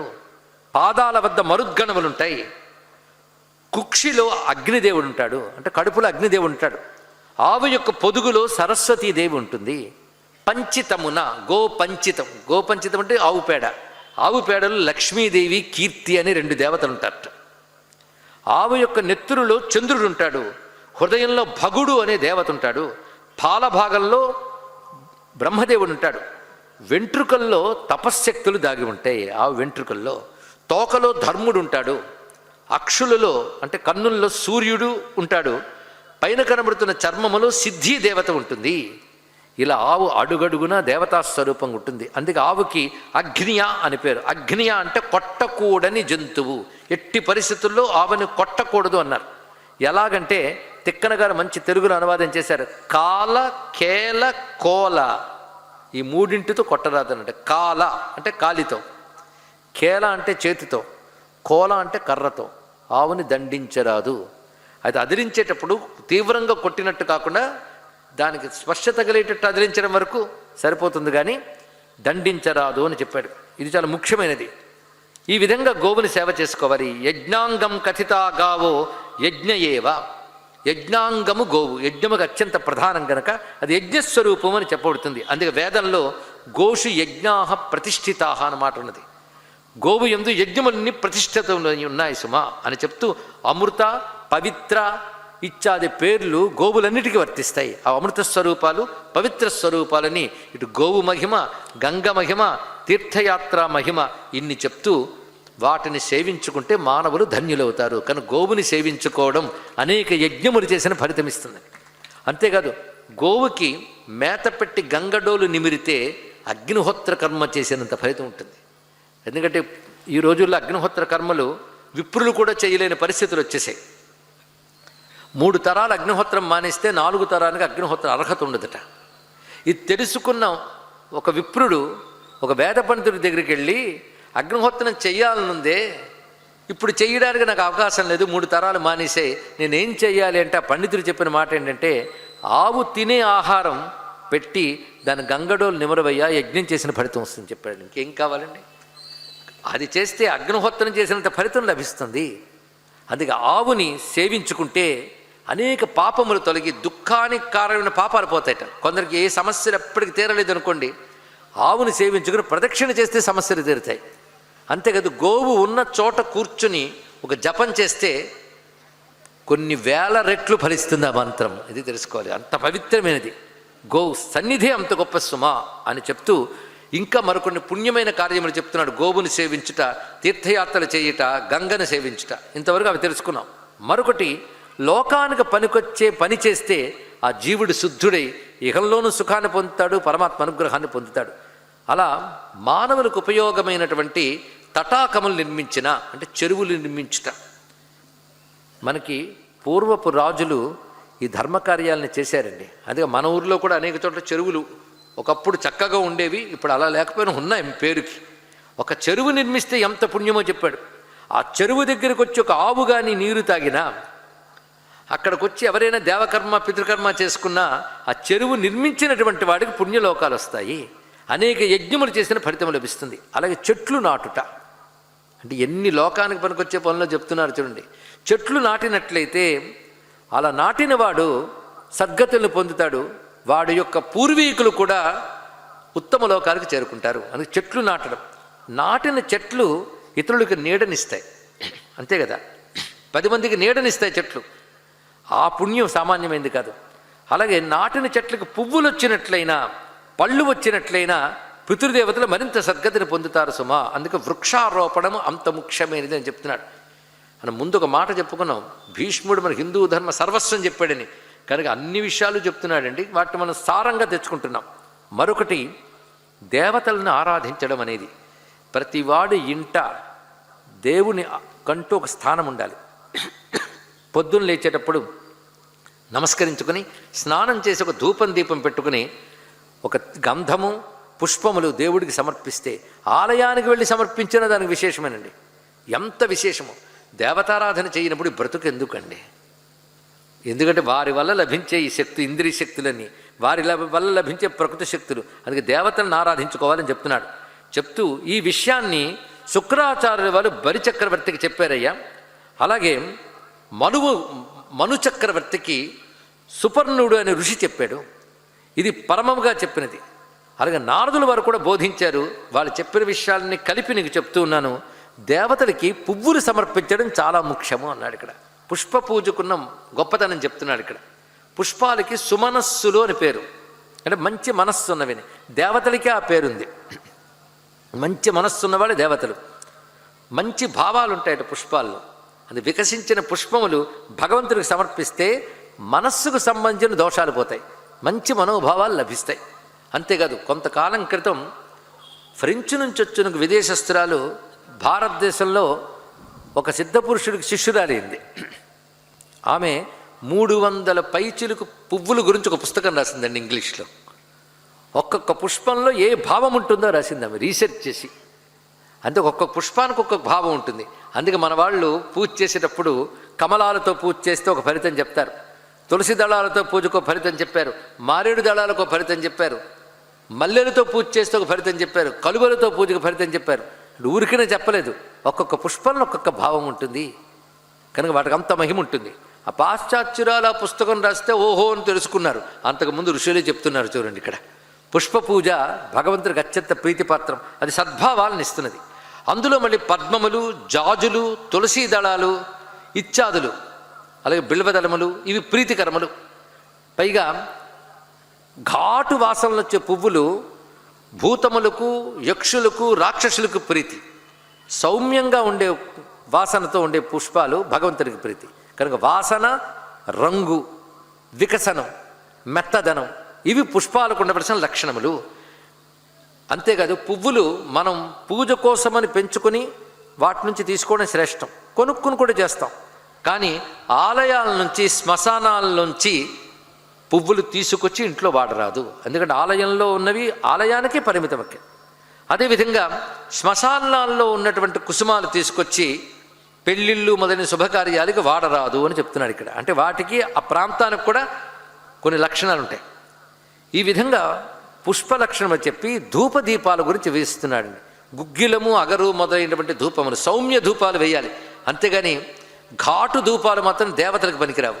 అవి యక్షరక్ష పిశాచాలను ఆకర్షిస్తాయి. అందుకే గుగ్గిలము, అగరు, సాంబ్రాణి మొదలైనటువంటివి దేవతలకు ప్రీతికరములు. ఒక్క ధూపం వేసినట్లయితే ఆ పరిసరాల్లో దుష్టశక్తులు పోతాయండి.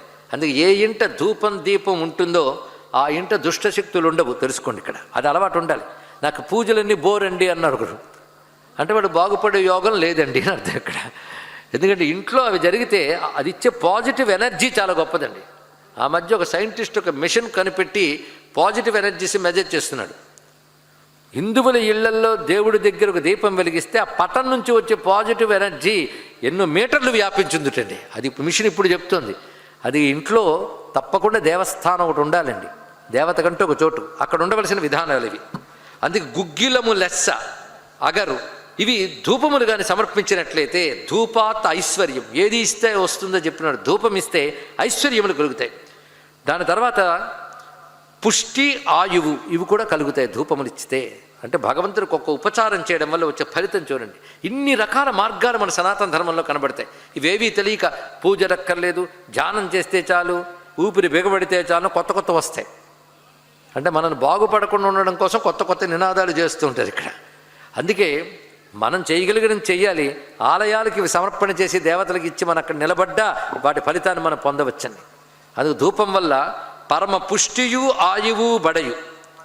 ఇంకా దీపం కొన్న గొప్పతనం ఏంటంటే దేవాస్ తేజస్వినో హ్యస్మాత్ ప్రభావంత ప్రకాశకాహ తామసా రాక్షసాశ్చైవ తస్మా దీప ప్రదీయతే. దీపం వెలిగిస్తే దేవతలు కాంతి శరీరులు, దీపం వెలిగిస్తే దేవతలు అక్కడికి వస్తారు. అంతేకాదు రాక్షసులు పిశాచాలు వీళ్ళు తామసులు. దీపం ప్రకాశ స్వరూపం కనుక దుష్టశక్తుల దరిదాపుల్లోకి రావు. ఇది తెలుసుకోవాల్సింది. అది 2 పూట్ల ఇంట్లో దీపం పెడితే లక్ష్మీప్రదం ఎందుకంటారంటే దుష్టశక్తుల దరిదాపులు రావు, ఇంట్లో శాంతి శోభ కూడా ఉంటాయి. అలా దీపదానానుకున్న విశేషం చెప్తూ ఆవు నేతితో దీపదానం శ్రేష్టము, అంతేగాని గేదె నెయ్యి మొదలైనవి వాడరాదు. తైలము కూడా మంచిదన్నాడు. తైలము అంటే నువ్వుల నూనెతో దీపం కూడా శ్రేష్టము, ఆవు నెయ్యి శ్రేష్టము. ఈ 2 ప్రధానంగా చెప్పారు. మరికొన్నిటికి శ్రేష్టత్వాలు ఉన్నాయి కానీ ఆమదము మొదలైనవి శ్రేష్టముగా చెప్పబడట్లేదు. పైగా తర్వాతది దీపం తర్వాత నైవేద్యం. ఇంట్లో భగవంతుడికి నైవేద్యం పెట్టినట్లయితే ఆ ఇల్లు ధన్యమవుతుంది అని చెప్పాడు కదా. తన ఇంట కలుగు అన్నము మును దేవతలకు నివేద్యముగా చేసి ప్రణామ నియమ సహిత సమర్పణమున కృతకృత్యుడుగా వలయు పురుషుండు. వండిన అన్నాన్ని దేవతకి నివేదన చేసినట్లయితే వాడు కృతకృత్యుడవుతాడు. ఎందరో తృప్తి చెందుతారు, దేవతలందరూ తృప్తి చెందుతారు. ఇంట్లో మనం దేవతా సన్నిధిలో నైవేద్యం పెట్టినట్లయితే దేవతా గణమంతా తృప్తి చెంది ఆ ఇంటికి క్షేమం కలిగిస్తారు. శుభములు సమకూర్చున్. గృహములో ఉన్న దేవతలందరూ శుభాలను ఇస్తారు.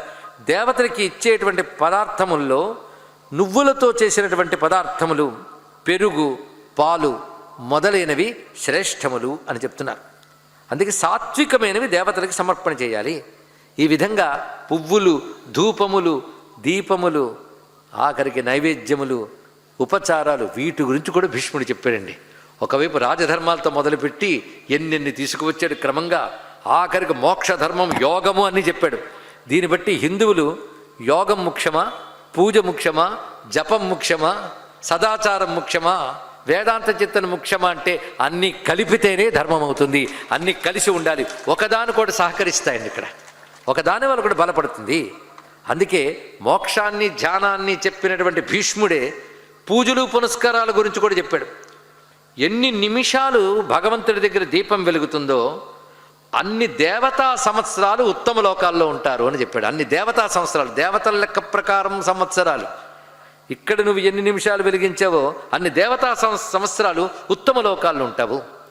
అంతేకాదు దేవతల్ని, పితృదేవతలను కూడా తృప్తిపరచగలిగే శక్తి దీపానుకున్నది. అందుకే పితృకార్యాల్లో కూడా దీపం వెలిగించడం మనకు కనబడుతున్నది. ఇలాంటి విశేషములు, ఆచారములు తెలియజేసినటువంటి మహానుభావుడు ఆచారం వల్లనే ధర్మం వృద్ధి చెందుతుంది నాయన అని చెప్తూ కొన్ని ఆచారాలు మునుపు చెప్పుకున్నాం. ఇప్పుడు మిగిలినవి ఇప్పుడు చెప్పుకుంటుంటాం. ఎప్పుడైనా సరే వికలాంగుల్ని, దరిద్రుల్ని, విద్య లేని వారిని, రూపం లేని వారిని అవమానించడం దోషం. ఇది తెలుసుకోండి. ఇక్కడ వారిని ఎప్పుడు అవమానించరాదు. ఏదో పురాకృత సుకృతం లేకపోవడం అలా ఉన్నందుకు వాళ్ళకి సహకరించడం మంచి సుమ. వాళ్ళని అవమానించితే దేవతా నింద కిందకే వస్తున్నది. ఇది చెప్తున్నారు. నిన్న చెప్పుకున్న మాట మళ్ళీ గుర్తు చేస్తున్నాం. సంధ్యాకాలాల్లో నిద్రపోరాదు, సూర్యోదయ సమయంలో, సూర్యాస్తమయ సమయంలో. పైగా మొదట తండ్రికి నమస్కారం చేయాలి. తల్లికి ముందు తర్వాత తండ్రి. ముగ్గురులో తల్లి తండ్రి గురువులో మొదట తల్లి, తర్వాత తండ్రి. వారికి నమస్కారం చేసుకోవాలి. తర్వాత ఆచార్యులకు నమస్కారం చేసుకోవాలి. తర్వాత దేవతలకు అర్చనం చేసుకోవాలి. ఎప్పుడూ కూడా ఉత్తరం వైపు, పడమర వైపు తలపెట్టి నిద్రించరాదు. ఇది వివరిస్తున్నారు. నాస్తికులతో సాంగత్యమొద్దు. ఇది తెలుసుకోండి. వాళ్ళ మనస్సుని భ్రమింపజేస్తారు, ఆచారాన్ని దెబ్బతీస్తారు. మనం ఏ ఆసనం మీద కూర్చొని జపం చేసుకుంటామో దాన్ని కాలితో తీయకూడదు, కాలు తగిలించరాదు. దాన్ని చాలా ముఖ్యమైనది. కొందరు కాలు ఆసనం మీద పెట్టి కూర్చుంటారు, అది మంచిది కాదు. కాలు బయట ఉంటూ శ్రద్ధగా ఆసనం మీద కూర్చోవాలి. ఆసనాన్ని ఆశ్రయించి కొందరు దేవతలు అంటారు. ఇది తెలుసుకోవాలి. అలాగే చిరిగినటువంటి వస్త్రాలు ధరించితే అలక్ష్మి వస్తుంది. చిరిగిన పరుపుల మీద కూడా నిద్రపోరాదు అని చెప్తున్నారు. అటుపై చెప్తున్నది స్నానం చెయ్యనిది ఏ సత్కర్మకి తగడండి. అందుకే సూర్యోదయాత్పూర్వం ముందు చేయవలసింది కాలకృత్యం అయిన తర్వాత స్నానం ప్రధానంగా చేయాలి. సూర్యుడు ఆలస్యం అవుతున్న కొద్దీ స్నానం ఆలస్యం వస్తే అది దోషము సుమ. అలాగే భోజనములు చేస్తున్నప్పుడు వడ్డించేవారు తినేవారు మాత్రమే తప్ప తినకుండా చూస్తూ ఉన్నవాళ్ళు ఉండగా భోజనం చేయరాదు. తినకుండా నిలబడి ఉన్నప్పుడు ఆ చూపుల్లో ఒక శక్తి ఉంటుంది. ఇవన్నీ మన వాళ్ళు సూక్ష్మంగా గ్రహించారు. అలాగే ఒకరు వాసన చూసిన దాన్ని కూడా తినకూడదు. అలాంటిది ఇంకొకరు తింటూ ఉండగా మిగిలిన దాన్ని తినడం ఎంగిలి ఇంకని చెప్పడానికి ఉందా? మూజూచిన భోజ్యము నింద్యము అన్నాడు. మూజూచిన అంటే వాసన చూసిన భోజనం కూడా తినరాదు అని చెప్తున్నారు. ఇతరులు స్నానం చేసి మిగిల్చిన నీళ్లు వాళ్ళు పోసుకోరాదు. అందుకే స్నానం చెయ్యిగా మిగిల్చిన నీళ్లను పోసుకోరాదు. ఎవరు స్నానం చేస్తే ఆ పాత్ర వారికే, మరొక దానిలో చేయకూడదు. అలాగే రజస్సులు ముట్టినది ముట్టరాదు. ఇది దోషము సుమ. దీని గురించి నిన్న కూడా మనం చెప్పుకున్నాం. అదేవిధంగా సోదరి, గురువు, మిత్రుడు, పండితుడు వీళ్ళు పేదరికంలో ఉన్నట్లయితే వెళ్ళి కనుక్కొని వారికి సంపద సమకూర్చి వాళ్ళని చక్కగా చూసుకోవాలి, ఆడపడుచుని చక్కగా చూసుకోవాలి అన్నారు. అలాగే తెల్ల పావురాలు, చిలుకలు, గోరువంకలు, పూల తీగలు ఇవి ఎక్కడుంటాయో అక్కడ ఐశ్వర్యాలు ఉంటాయి. అంటే పూల తీగలు ఎందుకు ఇంటి దగ్గర చెట్లు పెంచుకోవాలన్నాడు. చిన్న చిన్న మొక్కలు పూలు పోసేవి ఉండాలి. ఉంటే లక్ష్మీదేవి ఉంటుంది. ఇళ్లల్లోకి గుడ్లగూబ కానీ, గబ్బిలం కానీ, తుమ్మెద కానీ ప్రవేశిస్తే ఆ ఇంటికి శాంతి చేయాలి. ఆ శాంతి ఎలా చేయాలో చెప్పారు. వాటి వల్ల కొన్ని దుష్టత్వాలు వస్తాయి అని చెప్పాడు. అలా క్షురకర్మ గురించి చెప్తున్నాడు చూడండి. క్షురకర్మ ఈ రోజుల్లో రాత్రులు వెళ్ళి కూడా క్షురకర్మలు చేసేసుకుంటున్నారు. ఎంత ఘోరమండి! క్షురకర్మ ఏ రోజుల్లో చేయాలో చెప్పారు. ఆదివారం ఎట్టి పరిస్థితుల్లో క్షురకర్మ చేయరాదు. ఇది గుర్తుపెట్టుకోవాల్సిన ప్రధానమైన అంశం. ఆదివారం సెలవు దొరికింది కదా అని ఆ రోజు వెళ్తారు, అది మహాపాపం. క్షురకర్మ చేసుకున్న తర్వాత స్నానం చేస్తే కానీ శుద్ధి ఉండదు. ఉపనయన సంస్కారములైనటువంటి వారు క్షురకర్మ అనంతరం యజ్ఞోపవీతం మార్చుకుని నూతన యజ్ఞోపవీతం ధరించి కొంత గాయత్రి చేస్తే కానీ దోషం పోదు. క్షురకర్మ కొన్ని విధానాలు చెప్పాడు. బుధవారం, సోమవారమే శ్రేష్టము, పుణ్యతిథుల్లో చేయరాదు. ఇలాంటి విషయములు కూడా క్షురకర్మ గురించి కూడా చెప్పారంటే సదాచారం ఎంత అవసరమో చూడండి.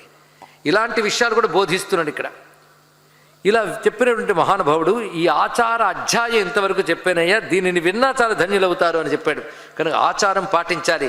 ఆచారం వల్ల ధర్మము, దేవతానుగ్రహం కూడా లభిస్తుంది. తర్వాత అహింసా స్వరూపం చెప్తున్నాడు. అహింస అన్నప్పుడు 3 రకాలుగా ఏ ఒక్కరిని హింసించరాదు. దేనితోటి? మనసునను, వాక్కునను, కాయమున. మనస్సుతో కూడా ఇంకొకరి గురించి హింసించరాదండి. అంటే వాళ్ళ గురించి నువ్వు చెడుగా అనుకున్న మనసుతో హింసించినట్లే. మనసుతో చేయకు, మాటతో ఒకరిని బాధ పెట్టకు, ఇక శరీరంతో ఇంకొన్ని బాధ పెట్టకు. ఇంకొకటి ఉంది భయంకరమైన హింస. అదేమిటంటే మాంసంబు తినుట. మాంసం తినడం కూడా హింస కిందకు వస్తుంది. కానీ మాంసఖాదనం గురించి అద్భుతమైన విషయాలు చెప్తున్నాడు ఇక్కడ భీష్ముడు. గ్రహించవలసిన విషయములు ఇక్కడ. మాంసభక్షణము, మాంసహ అనే మాటకు అర్థం ఏంటో తెలుసా అని చెప్తున్నాడు చూడండి. సంస్కృతంలో మాం అంటే నన్ను, సహ అంటే అతడు, కలిపి మాంసహ అయిందిట. అంటే నన్నెవడు తింటాడో వాడిని నేను తింటానని చెప్తుందిట మాంసం. కానీ ఎవడైతే తింటాడో వాడు తినబడతాడు. అది తెలుసుకోవాల్సింది. మరి మాంసఖాదనం తప్ప? దాని గురించి హిందూ మతం చర్చ చేసినట్లు ఎవరు చేయలేదండి. ఆ చర్చ ఏమిటో ఇక్కడ చెప్తున్నాడు చూడండి. ఎవరైతే దేవతలకు సంబంధించినటువంటి అనుష్ఠానాదులు చేస్తూ ఉన్న వర్ణములు వారు ఉన్నారో వాళ్ళకి ఎల్లవేళలా మాంసము నిషేధం. వాళ్ళు ఎప్పుడు తీసుకోరాదు. కొన్ని వృత్తుల వారికి, కొన్ని వర్ణముల వారికి మాంసము నిషేధము కాదు, అప్పుడు వారికి పాపము అంటదు. కానీ హైందవుడు అంటే హిందూ మతంలో పుట్టినవాడు అన్ని మాంసాలు తినడు. అది గుర్తుపెట్టుకోండి. తినకూడని మాంసములు కొన్నాయి, అవి ముట్టడు.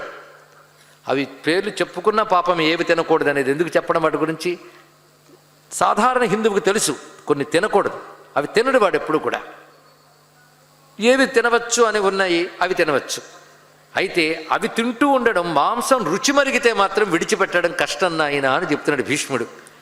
ఒకవేళ మాంసం తింటున్నవాడు కానీ మాంసం విడిచిపెడితే వాడికి అనేక యజ్ఞములు చేసిన ఫలితం లభిస్తుంది. కనుక మాంసం తినే జాతులు మాంసం తినడం తప్పు కాదు, కానీ వాడు విడిచిపెడితే మాత్రం యజ్ఞం చేసిన ఫలితం లభిస్తుంది. అయితే మాంసం తినే వాళ్ళకి కూడా కొన్ని నియమాలు ఉన్నాయి, అవి తెలుసుకోండి అని చెప్తున్నాడు. ఆ నియమాలు ఏంటంటే పర్వకాలాల్లో మాంసం తినరాదు.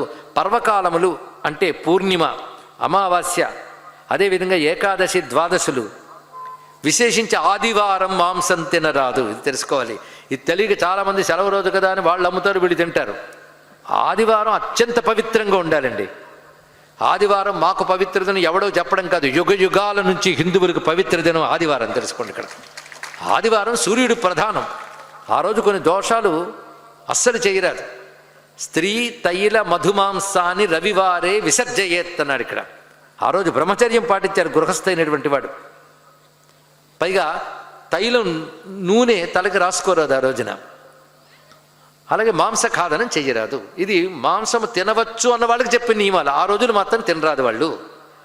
అయితే కొంతమంది మహానుభావులు మాంసం విడిచిపెట్టడం వల్ల అనేక దానములు యజ్ఞములు చేసిన ఫలితం లభిస్తుందని చెప్తున్నారు.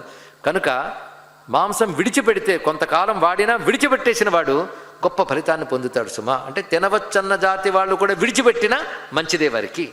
ముఖ్యంగా ఈ రోజులు చూసుకుని జాగ్రత్త పడాలి పర్వకాలంలో. అలాగే కొన్ని మాసముల్లో మాంసం తినరాదన్నాడు. అవేమిటంటే అధిప ఆషాఢ ముఖ్యంబులైన నెలలు 4 మాంసంబు నమలకూడదు. ఇది చెప్పాడు ఇక్కడ. అంటే ఆషాఢం మొదలుకొని చాతుర్మాస్యాలు వస్తాయి. చాతుర్మాస్యాల్లో మాంసం తినకుండా ఉన్నట్లయితే వాడికి ఆయురారోగ్య కీర్తులు వస్తాయి సుమా. అందుకే అనేక మంది చక్రవర్తులు అంటే క్షత్రియులు మాంసం తినడం ఉంది, అది వారికి దోషం కాదు. అయినా వాళ్ళ నియమాలు పాటించి మాంసభక్షణం చేశారు. ఇది తెలుసుకోవాల్సినది. కొంతమంది మాంస త్యాగమే చేశారు, వాళ్ళు చాలా విశేషమైన ఫలితాన్ని పొందుతుమా. ఎందుకంటే ఒక జంతువు మాంసంతో నీ మాంసం పెంచుకోవడం కంటే పాపం మరొకటి ఉందా చెప్పు. అందుకే భూమి మీద మాంసం తినకుండా హింస లేకుండా జీవించడం అనే మాట చెప్పినది కేవలం భారతీయ హైందవ సంస్కృతి మాత్రమే. శాకాహారానికి ఇచ్చిన ప్రాధాన్యం అండి. ఇప్పుడు వైద్యశాస్త్రం డెవలప్ అయింది కదా, వైద్యశాస్త్రం చెప్తున్న మాట ఏంటంటే శాకాహారం వల్ల వచ్చే ఆరోగ్యము మాంసం వల్ల కూడా రాదు అని రుజువు చేశారు. గుండె జబ్బులు మొదలైనవి కూడా శాకాహారం వల్లనే తొలగించుకోవచ్చు అని చెప్పారు. ఎందుకంటే మాంసం మానేయడం అంటే దయకి సంకేతం. దయ అన్నిటికంటే గొప్ప ధర్మం సుమా. కనుక ఎవరైనా సరే మాంసం మానేయడం చాలా విశేషమే అని అంశాన్ని చెప్తూ తిన్నవారు కొన్ని నియమాలు చెప్పాడు. ఇలా చెప్తూ ఒక అద్భుతమైన వృత్తాంతాన్ని చెప్తున్నాడు. ఇవాళ ఈ శరీరం మనం పొందాము అంటే ఇప్పటికి ఎన్ని జన్మలు ఎత్తాము, ఆ జన్మలకు లెక్కలేదండి. కోట్ల జన్మలు ఎత్తాం. వెనకాల ఒక జన్మ కాదు, 2 జన్మలు కాదు, కోట్ల జన్మలు. ఆ జన్మలెత్తి ఇక్కడి దాకా వచ్చాం.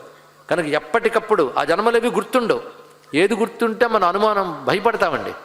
ఎందుకంటే జన్మలు గుర్తొచ్చేస్తే పక్కన కుక్కడిపోతుంటే గద్దనమలు బావమరిది ఉండొచ్చాడు, అప్పుడు వాడిని బావా అని పిలవలేము మాలను. అందుకే గుర్తు లేకపోవడమే మంచిది మనకి. అందుకే జ్ఞాపకాలు ఉండవు, వాసనలు ఉంటాయి. గుర్తుపెట్టుకోండి, గత జన్మల వాసనలు వస్తూ ఉంటాయి మనకి. పైగా భగవంతుడు ఈ జన్మలో మనకి గత జన్మల్లోని కొన్ని తీసుకొచ్చి జన్మలో ఇస్తాడు. ఇంకా అక్కడ చాలా ఉంటాయి, వాటిని సంచితం అంటారు. ఇప్పుడు అనుభవిస్తున్నది ప్రారబ్ధం, కొత్తగా పోగయ్యేవి ఆగామి. 3 రకాల కర్మలు ఉంటాయి.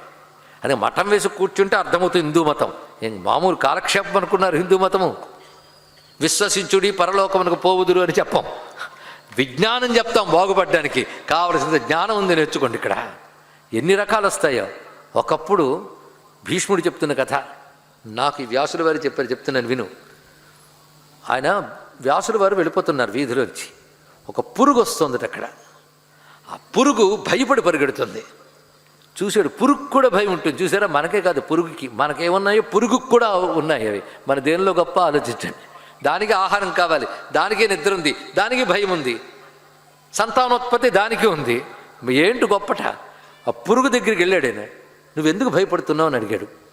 అంటే ఆయనకు ఆ శక్తి ఉంది, పురుగుతో ఎలా మాట్లాడిన శక్తి ఋషికి తెలుసు. అందుకే ఎందుకు భయపడుతున్నావు అంటే దూరం నుంచి బండ్లు వస్తున్నాయి, ఎడ్ల బళ్ళు. ఆ బళ్ళు, ఆ బండి చక్రాలు భూమి మీదకి వస్తుంటే ఆ ప్రకంపన నాకు వినబడుతుంది. అంతే కదా, చెవి పెట్టి చూస్తే మనకి బండి వస్తున్న చప్పుడు వినబడుతుంది నేలకి, దానికి బాగా వినబడుతుంది. ఆ బండి చక్రాలు నా మించి వెళ్ళిపోతే నేను చిదిగిపోతాను కనుక భయంతో పక్కకి వెళ్ళిపోదామని ప్రయత్నిస్తున్నాను అంటే నవ్వాడు. నీ జన్మ చాలా నీచమైన జన్మ, ఎక్కువ కాలం ఎలాగో బ్రతుకు, అలాంటి నీకు ఈ శరీరం కాపాడుకోవాలని తపనుందా అని అడిగట్ట వ్యాసుడు. నాకే కాదయ్యా, నాకెంతుందో మహారాజుకు కూడా అంతే ఉంటుంది. ప్రతివాడికి వాడి శరీరం తీపే. మనం అనుకుంటాం ఈ శరీరం అసహ్యమని, ఎప్పుడు ఈ శరీరంలో ఉన్నప్పుడు. కానీ ఆ శరీరం వస్తే అదే బాగుంది అనిపిస్తుంది అన్నాడు. అందుకు ఒక కథ చెప్పుకుంటాం. ఒక పెద్ద జ్యోతిష్ శాస్త్రవేత్త ఉన్నట్ట. ఆయన గత జన్మలు తర్వాత జన్మలు కూడా చెప్పడం తెలుసు. ఒకసారి తన జాతకం తాను చూసుకున్నాడు. చూసుకుని కొడుకుని పిలిచాడు. నాయన, వచ్చే సంవత్సరం ఫలానా రోజున ఫలానా ముహూర్తంలో నేను పోతాను. తర్వాత నేను కొద్ది రోజులకి ఒక చోట పుడతాను. ఎప్పుడు పోతాడో చెప్పాడు. ఎక్కడ పుడతానంటే మన పక్క వీధిలో కాలువ పక్కన పంది ఉంది. ఆ పంది పిల్లలను కంటుంది.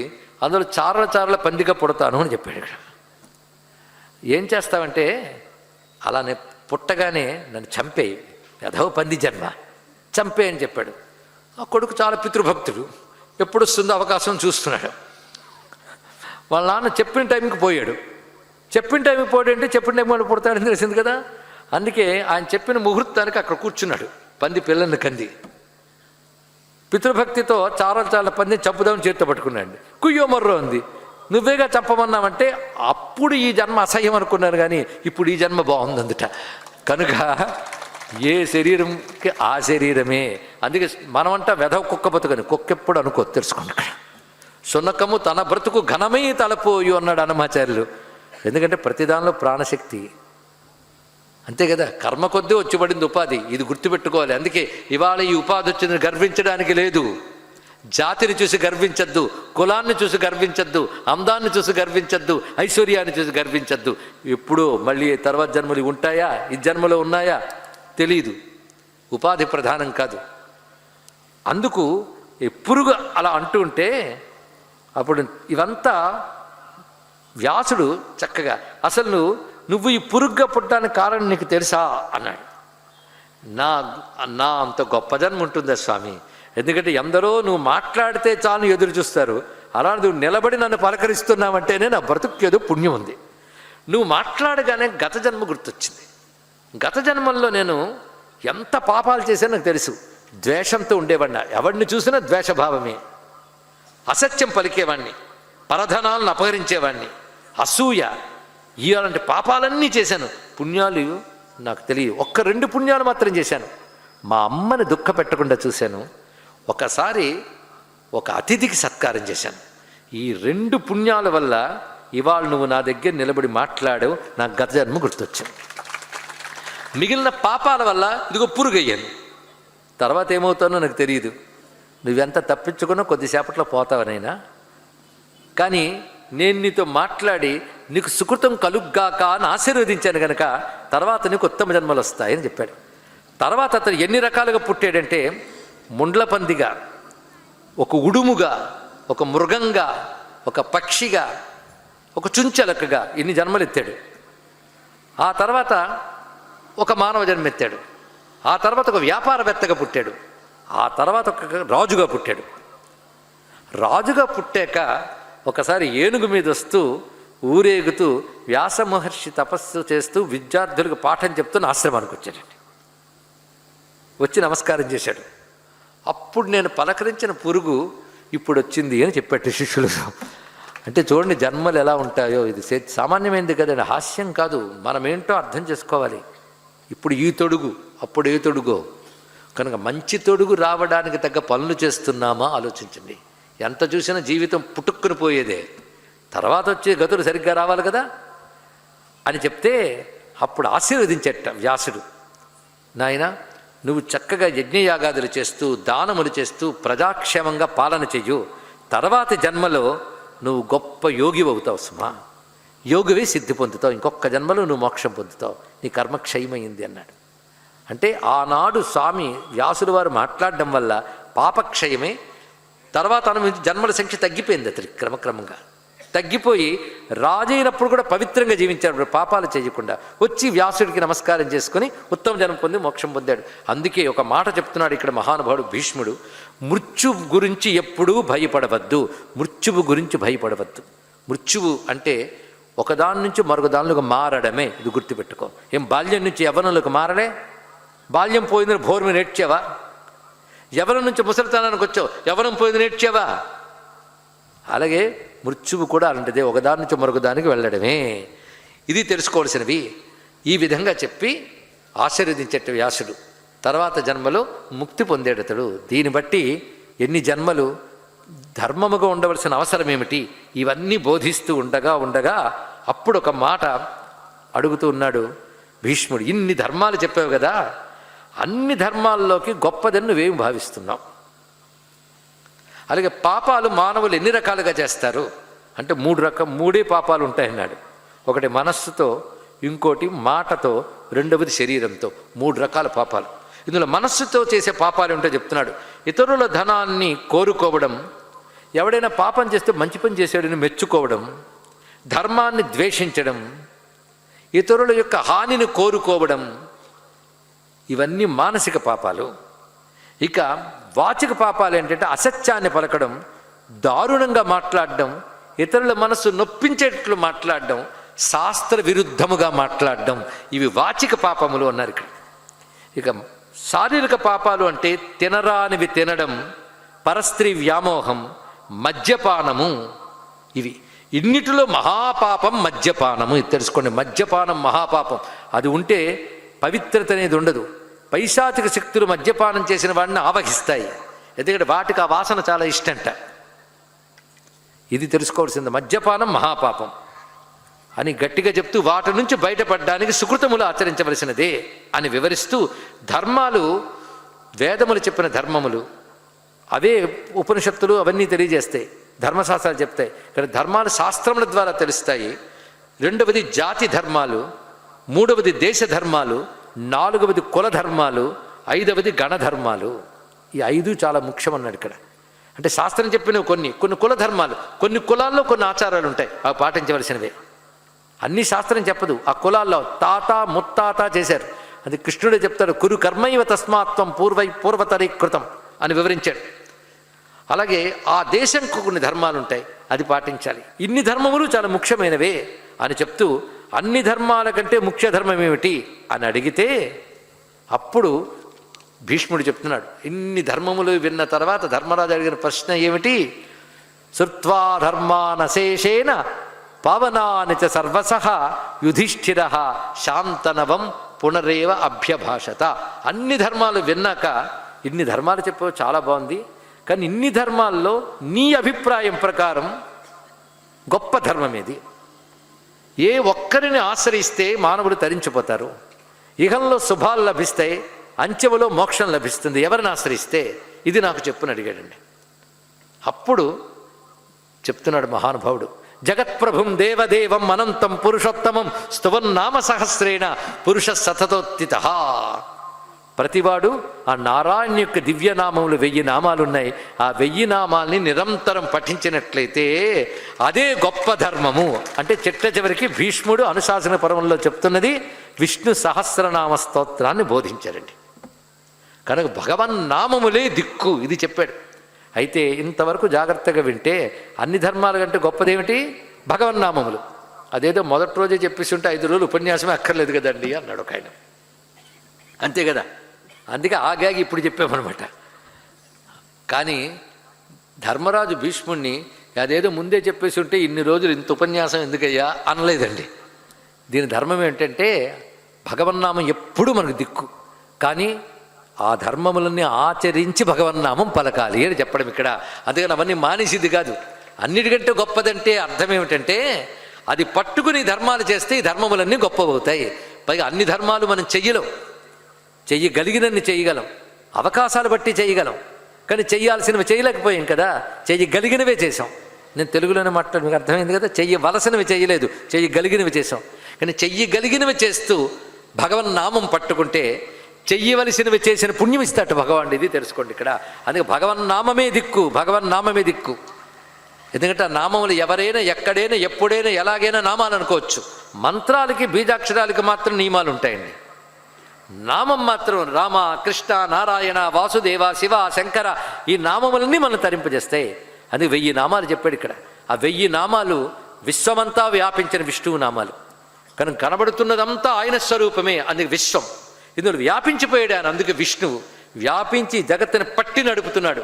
పట్టి నడపడాన్నే వషట్కారం అంటారు. ఓజస్ సహశక్తి సంపన్న వషట్కార. తన బలంతో పట్టి నడుపుతున్నాడు. కనుక కనబడుతున్న జగమంతా తాని ఇందులో వ్యాపించిపోయి పట్టి నడుపుతున్నాడు. ఈ 3 నామాలు చెప్పారు, విశ్వం, విష్ణు, వషట్కార. ఎప్పుడు ఈ పని చేస్తున్నాడు స్వామి? ఏ టైంలో చేశాడండి? Once upon a time. ప్రపంచమంతా వ్యాపించి ఒకప్పుడు ఉండేవాడు, అవునా? ఒకప్పుడు ఏంటి, ఎప్పుడు ఉన్నాడు. అందుకే భూత భవ్య భవత్ ప్రభు.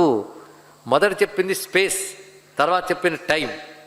ఇన్ఫినిట్ స్పేస్ అండ్ టైం, అనంతమైన స్పేస్, అనంతమైన టైం. దీనిలో ఉండేవాళ్ళు జీవులు. వాళ్ళని భూతకృత్ భూతభృత్ భావో భూతాత్మ భూత భావన. విష్ణు శాస్త్రంలో మొదటి నామాలే చెప్పుకుంటున్నాం. మొదటి స్పేస్, టైం, తర్వాత జీవులు. ఈ మూడింటిలో నిండిపోయిన నారాయణుని విష్ణు శాస్త్రం చెప్తుందండి. అలాంటి నారాయణుడు లోకాలను అనుగ్రహించడం కోసం, ధర్మరక్షణ కోసం అనేక అవతారములు ధరించాడు. ప్రతి అవతారము మనల్ని తరింపజేస్తుంది. అందుకే అన్ని అవతారములు గొప్పవే. నారసింహ వపు శ్రీమాన్ కేశవ పురుషోత్తమ, అది ఆయనే. రామో విరామో విరజో మార్గో నేయో నయో నయ, రామచంద్రమూర్తి, అది ఆస్వరూపే. మహావరాహో గోవింద సుషేణ కనకాంగది, వరాహావతారం. దేవకీనందన శ్రీమాన్, కృష్ణావతారం. అన్ని అవతారములు ఆయనే. అవతారముల నామములన్నీ చెప్పారు. ఈ విష్ణునామములు తలంచి ధన్యులవుతారు. అందుకే నేను నిరంతరం ఈ విష్ణునామముల్ని పలుకుతుంటాను. విష్ణునామములు ఎక్కడి నుంచి వచ్చాయంటే వేద మంత్రముల్లో ఈ విష్ణునామాలు ఉన్నాయి. వాటన్నిటిని ఒక దగ్గరికి 1000 నామాలు ఏరి తీసుకొచ్చిన మహానుభావుడు వ్యాస భగవానుడు. అందుకే వేదవ్యాసో భగవాన్ ఋషి అన్నారు ఇక్కడ. ఆయన ఋషి. ఆ ఇచ్చిన నిరంతరం పఠిస్తాను అని ధర్మరాజుకి తెలియజేశాడు భీష్మ పితామహుడు. అంటే ఇన్ని ధర్మాలు చెప్పి భగవన్నామముతో అన్ని ధర్మాలు పుష్టి చెందుతాయి అని 1000 నామాలు ఇక్కడ వివరించాడు. అంతా విన్న తర్వాత ఆనందంతో పరవశించిపోయి, స్వామి నాకు శివుని మహిమ తెలుసుకోవాలని చెప్తావా అని అడిగట్టండి ధర్మరాజు. ఎంత విష్ణువు చెప్తే మళ్ళీ శివుడి గురించి ఎందుకు అడిగాడంటే, ఆ యుగాల్లో భేదాల్లో, అందుకు ఒకే పరమాత్మ 2 రూపాలతో ఉన్నాడు. శివుని గురించి చెప్పు అంటే అప్పుడు భీష్ముడు ఏం చేశాడు తెలుసా? శివుని గురించి రక్తమాంసతో కూడిన ఈ శరీరంతో నేను చెప్పలేనయ్యా. శివుడి గురించి బాగా చెప్పాలి అంటే ఋతే నారాయణాత్ శక్య శంఖచక్ర గదాధరాత్. శంఖచక్ర గదాధరుడైన నారాయణుడే చెప్పగలడు శివుడి గురించి. ఆయన మాత్రమే చెప్పగలడు. శివస్య హృదయం విష్ణు, విష్ణుశ్చ హృదయం శివ. అందుకే శివుడి గురించి చెప్పాలి అంటే విష్ణువే చెప్పాలి. మన అదృష్టవశాత్తు కృష్ణుడుగా విష్ణువే ఉన్నాడు గనుక ఆయన్ని అడుగుదాం అని అంపశయ్య మీద ఉన్నటువంటి భీష్ముడు అంతవరకు ధర్మరాజు వైపు చూసి మాట్లాడుతున్నాడు. కృష్ణుడి వైపు తిరిగి 2 చేతులు దోయలించి, నువ్వు నాకు శివుడి గురించి చెప్తే వినాలనుందయ్యా. నాకు మాత్రమే కాదు, ధర్మరాజు కోరిక, ఇక్కడ ఋషులందరూ నువ్వు చెప్తే వింటారు అనగానే అవునా అని దర్భాసనం వేసుకున్నట్టు కృష్ణ పరమాత్మ. చూడండి, దర్భలు పరచి దానిపైన కూర్చుని, అడుగు వలయు దానిని అడిగితివి నీవు నన్ను అధిప నా మనము ప్రియంబునుంది. కృష్ణుడు చెప్తున్నాడు, ఏది అడగాలో అది అడిగేవు, నాకు చాలా ఆనందం కలిగింది సుమా అన్నాడు. శివుడి గురించి ప్రస్తావన చేస్తే చాలు విష్ణువుకి అంత ఆనందం కలుగుతుంది. విష్ణువు గురించి ప్రస్తావన చేస్తే చాలు శివుడికి అంత ఆనందం కలుగుతుంది. శివుని తలచి మ్రొక్కి శివు దివ్య మహిమ చెప్పేద. శివునొక్కసారి తలంచుకొని ఆయన మహిమ చెప్తాను విను అని ఏకాగ్ర చిత్తుడివి వినవయ్యా, శివుడి గురించి చెప్తున్నాను. వేదమునందు రుద్రుని మహిమ చెప్తూ కొన్ని అనువాకాలు ఉన్నాయి, 11 అనువాకాలు. దీన్ని శతరుద్రీయం అంటారు. దీన్ని పఠించిన వాడు, శివుని మనస్సులో పెట్టుకు పఠించేవాడు సర్వము పొందగలడు. అంత శక్తిమంతమైంది శతరుద్రీయము. శతరుద్రీయము నేనరుడది భక్తిని శివుని మనమునందు నిలిపి అంచితమున పఠించు సులభం బతనికి సర్వంబు ఇందు అందు నరేంద్ర. ఇహపరాలన్నీ లభిస్తాయి. అయితే ఆ మంత్రములన్నీ తెలియకపోయినా ఆ నామములు చాలు మనం తరింపజేస్తాయి. ఒక్కొక్క నామానికి విశేషమైన అర్థములు ఉన్నాయి. శివ అంటేనే శుభస్వరూపుడు. అటువంటి శివునికి మహాదేవుడిని పేరు. అని దేవతల్లో దేవుడు కాకుండా దేవతలకే దేవుడు, అందుకే మహాదేవుడు. ఆయనకు పైన మరొక తత్వము లేదు సుమా. అటువంటి మహానుభావుడు. ఆయనకు పశుపతి అని మరొక పేరున్నది. పశుపతి అంటే జీవులందరూ పశువులు. చీమ మొదలుగున బ్రహ్మదేవుడి వరకు అందరూ జీవులే. అందులో ఉచ్చ జీవులు, నీచ జీవులు, ఉత్కృష్ట జీవులు ఇలా చెప్పబడుతూ ఉంటారు. ఈ జీవులు కర్మపాసాలతో బంధింపబడి నడుస్తూ ఉంటారు. ఈ పాశములతో బంధింపబడ్డ జీవులందరూ పశువులే. ఈ పశువుల్ని పాశములు నియంత్రించేవాడు పశుపతి అని చెప్పబడతాడు. ఇది పశుపతి శబ్దానికి అర్థం. ఈశ్వరులకి ఈశ్వరుడు ఆయన. ఈశ్వరులు అంటే ఒక లోకానికి ఒక ప్రభు ఉంటాడు. ఇంద్రలోకానికి ఇంద్రుడు, యమలోకానికి యముడు. వాళ్ళ లోకానికి ఈశ్వరులు. ఈశ్వరులందరికీ ఈశ్వరుడు ఆయన. ఆయనకి ఎవడు ఈశ్వరుడు లేడు. అందుకని మహేశ్వరుడు, సర్వేశ్వరుడు, విశ్వేశ్వరుడు ఇలా ఉంటాయి. ఆయన పేరు రుద్రుడు. రుద్రుడు అంటే ప్రళయకాలంలో జగత్తుని లాగుతూ దుఃఖింపజేస్తాడని ఒక అర్థం. అసలు అర్థం ఏంటంటే రుత్తు అనగా దుఃఖము, దుఃఖమూలము. దుఃఖాన్ని, దుఃఖమూలాన్ని ఎవడు నశింపజేస్తాడో వాడు రుద్రుడు. దుఃఖాన్ని పోగొడతాడు, దుఃఖానికి మూలమైన పాపాన్ని, అజ్ఞానాన్ని పోగొడతాడు కనుక రుద్రుడని పేరు. ఇలా చాలా చాలా పేర్లు ఉన్నాయి. అందుకే ఈ విష్ణు సహస్రం చెప్పక ముందే శివసహస్రనామం ఉంటుంది. ఈ శివసహస్రనామం కృష్ణుడు చెప్తాడు. విష్ణు సహస్రనామం భీష్ముడు చెప్పాడు, శివసహస్రనామం కృష్ణుడు చెప్తాడు. పైగా నేను హిమాలయాలకు వెళ్ళి ఉపమన్యు మహర్షి దగ్గర తపోదీక్ష తీసుకుని శివుని కోసం తపస్సు చేస్తే శివుడు ప్రత్యక్షమయ్యాడు నాకు. అప్పుడు ఆయన నేను సహస్రనామాలతో స్తోత్రం చేశాను అని శివసహస్రనామములు ఇదే భారతంలో, ఇదే అనుశాసన పర్వంలో వస్తాయండి. విష్ణు సహస్రనామం ఇందులోదే, శివసహస్రనామం ఇందులోదే. అందుకే హరిహరులకు అభేదమే చెప్తోంది భారతం, తెలుసుకోవాల్సినది. అలాంటి హరిహరి అభేదంతో ముగిస్తున్నది. ఈ వివరములు శివనామములు చెప్పు వివరిస్తే, శివదేవు ముట్టగొల్వగా అతని పేళ్ల అర్థం మెరిగి సంస్థవన కృతి కూర్ప నాకైన విధాతకునైన అరిది.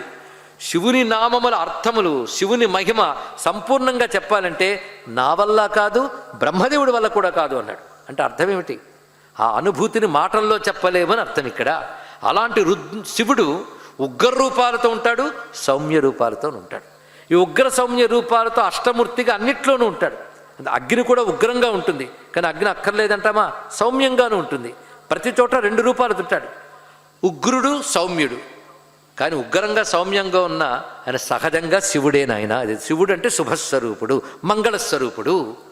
ఆయన ఉగ్ర రూపములు అగ్నిగా, విద్యుత్తుగా, సూర్యుడుగా లభిస్తాయి. ఆయన సౌమ్య రూపములు చంద్రుడుగా, నీరుగా, ప్రసన్నముగా లభిస్తాయి. వాటితోని విశ్వం అంతా వ్యాపించి ఉన్నది. అందుకే శివానుగ్రహం పొందడానికై శివలింగాన్ని పూజించడం, శివనామాన్ని పలకడం, శివారాధన చేయడం విశేషము అని శివలింగ పూజా విధానము, శివలింగ మహిమ కూడా ఇక్కడ సాక్షాత్ కృష్ణుడే తెలియజేస్తాడు.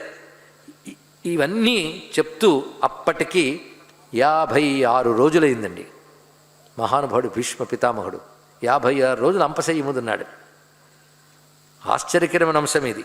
850 రాత్రియ శయాన స్యాజ్యమే గతాహ. 56 రోజులు అయ్యింది. అప్పటికి సంభాషణంతా పూర్తయింది. ఇంకా మేము విశ్రాంతి తీసుకుని మళ్ళీ వస్తామని వీళ్ళందరూ వెళ్ళిపోయారు. ఆయన విశ్రాంతి తీసుకుంటున్నాడు. ఆ సమయంలో అనేక మంది మహర్షులు అక్కడికి వచ్చి కూర్చుని ఉన్నారు. మరో రోజు తెల్లవారున కృష్ణ పరమాత్మ మొదలైన వారందరూ అక్కడికి విచ్చేశారు. అప్పుడు ధర్మరాజు చివరిగా నమస్కారం చేస్తూ, నీలాంటి మహాత్ములు మాకు ఎప్పటికప్పుడు ధర్మం చెప్తూ ఉంటారు. ధర్మములు అనంతములు ఉన్నాయి, అవి ఎలా తెలుస్తాయి, ఎవరి వల్ల తెలుస్తాయి, ఎవరు చెప్పేవారు ఉంటారు అంటే కొన్ని శాస్త్రాల వల్ల తెలుస్తాయి, కొన్ని సత్పురుషుల వల్ల తెలుస్తాయి. ఒక్కడు గుర్తుపెట్టుకో, ధర్మం మీద నీకు ప్రీతి ఉండి దైవం మీద భక్తి ఉంటే సరి అయిన సమయంలో సరి అయిన ధర్మం భగవంతుడే నీకు బోధిస్తాడు. ఇది గుర్తుపెట్టుకో. ఈ ఒక్క వాక్యం గుర్తుపెట్టుకోవాలి. మనం అందరం కూడా ఉండవలసిన ధర్మంపై ప్రీతి ఉండాలి, దైవంపై భక్తి ఉండాలి. ఈ రెండూ ఉంటే భగవంతుడు మన చెడనివ్వడు. ఎంత చక్కని మాట. ఎప్పుడు ధర్మంబు నడనాదరము కలుగువానికి కాలంబు తాన ఇచ్చు ధర్మతత్వ ప్రబోధంబు.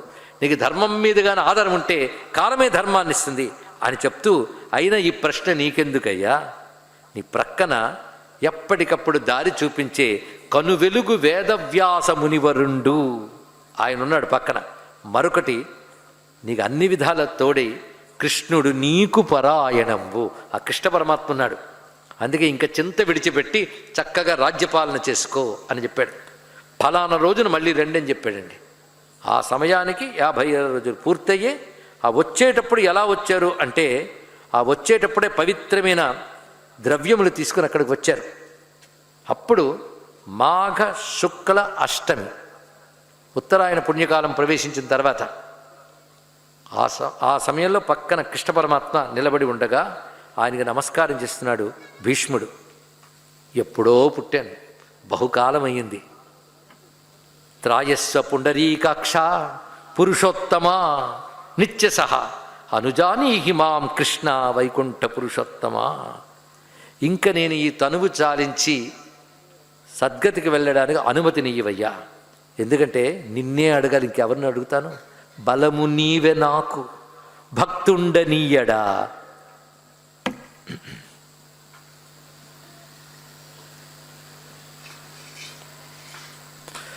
బలము నీవే నాకు భక్తుండ నీయడ ఆలుబిడ్డలేని ఎట్టివాడ. నాకు ఎవ్వరు లేరయ్యా, భార్యా పిల్లలు ఎవ్వరు లేనివాడిని, నాకు సర్వస్వం నువ్వే. కావు నన్ను అధిక కారుణ్యమున ఇమ్ము అనుజ్ఞ కమలదళ మనోజ్ఞనయన. ఇంకా నాకు అనుమతి ఇవ్వు, నాకు ఎవ్వరూ లేరు, నువ్వే నా సర్వస్వము అని నమస్కారం చేశాడు. అప్పుడు మందహాసం చేసి, నాయనా నువ్వు వసుగణాలకు చెందినవాడివి, వసువుల్లో ఒకడివి. వసువులంటే ప్రధాన దేవతాగణం, అందుల్లో ఒకడివి.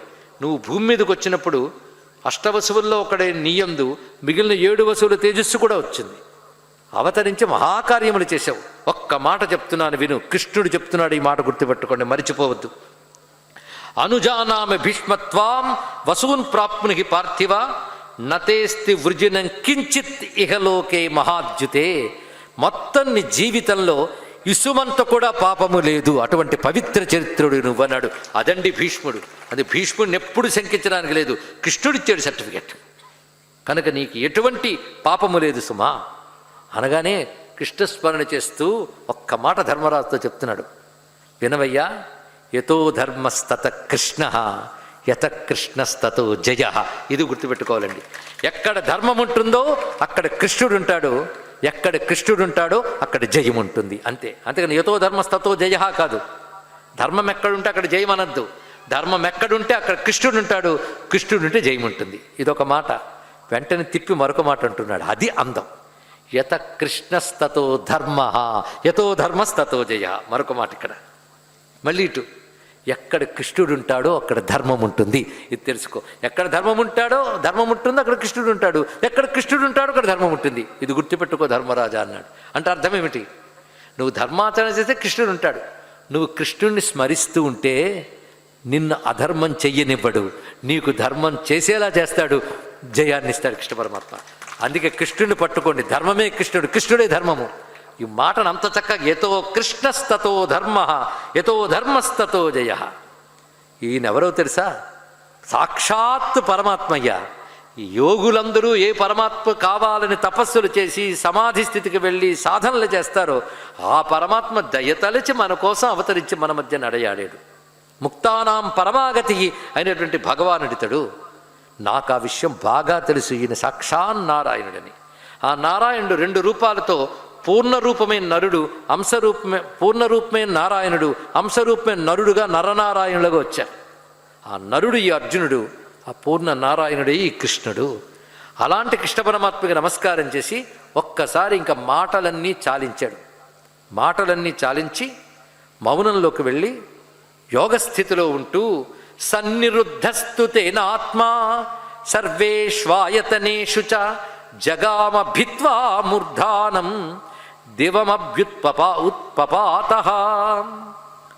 ఉచ్ఛ్వాస నిశ్వాస తీసి ఊపిరిని పైకి లాగుతూ తన యొక్క జీవుణ్ణి పైకి తీసుకొచ్చాడు. అంత తేలిక కాదండి అది. ఆ తీసుకొస్తున్న ప్రాణం ఒక్కొక్క నాడీ మండలం నుంచి పైకి వెళుతుంది. ఆ విధానాన్ని ఎంత చక్కగా వర్ణిస్తున్నాడు ఇక్కడ. అవి క్రమక్రమంగా ఊరకుండి ధారణానుక్రమంబున ఆ మహితాత్ముండు వాయువుల సన్నిరుద్ధంబు చేసి వాయువుల్ని బిగబెట్టి ఊర్ధ్వగతిని గైకొని అవయవంబులు ప్రాణంబులు వాపికొనుచు వచ్చిన అయ్యై చొట్టు శల్యరహితంబులగుచున్నట్లు. అంటే ఒక్కొక్క గ్రంథి నుంచి ప్రాణం విడిపోతూ పైకొస్తుంది. ఈ ప్రాణములతో పాటు ఒక మహా తేజస్సుగా బ్రహ్మరంధ్రం పగిలి అక్కడి నుంచి ఒక జ్యోతి రూపంగా భీష్ముడు ఆకాశానికి వెళ్ళడాన్ని అక్కడున్న వాళ్ళందరూ చూశారు. ఆ సమయంలో దేవదుందువులు మారుమ్రోగై పుష్పవృష్టి కురిసింది. బ్రహ్మర్షులు సాధు వచనములు పలుకుతూ ఉన్నారు. ఒక మహా ఉల్కలాగా భీష్ముడు మూర్ధదేశం అంటే శిరస్సు ఛేదించుకుని అనంతమైన ఆకాశంలోకి వెళ్ళి అక్కడ ఒక మెరుపులాగా మెరిసి మరి కనబడలేదు. దివ్యమైనటువంటి తన పరంధామంలో లీనమైపోయాడు భీష్ముడు. ఈ విధంగా భీష్ముడు శరీరత్యాగం చేసిన తర్వాత దుఃఖితులై ఉన్నటువంటి అక్కడున్న ధర్మరాజాదులు, ధృతరాష్ట్రుడు అక్కడున్న ధృతరాష్ట్రుడు కొడుకు వరుస అవుతాడు.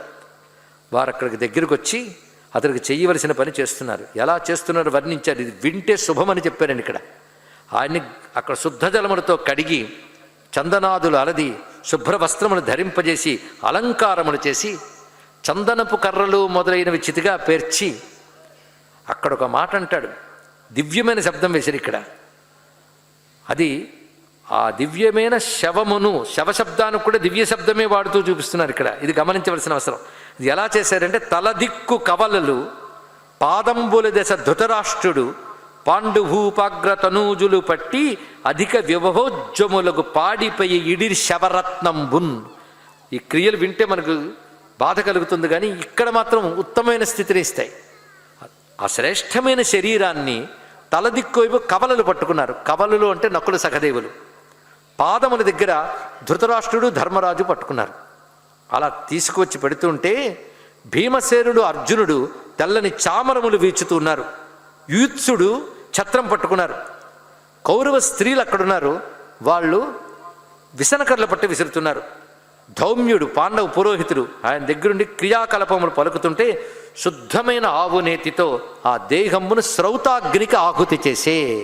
శ్రౌతాగ్నిని వేదమయమైన అగ్నికి ఆహుతి చేశారు. అటు తర్వాత అందరూ అక్కడున్న గంగానదిలో స్నానం చేసి వచ్చి కూర్చుని మాట్లాడుకుంటూ ఉంటే ఒక స్త్రీ అక్కడికి వచ్చిందట నదిలోంచి. దుఃఖిస్తూ వచ్చి కూర్చుంది. అందరూ చూస్తున్నారు, మహా తేజస్సుగా ఉంది.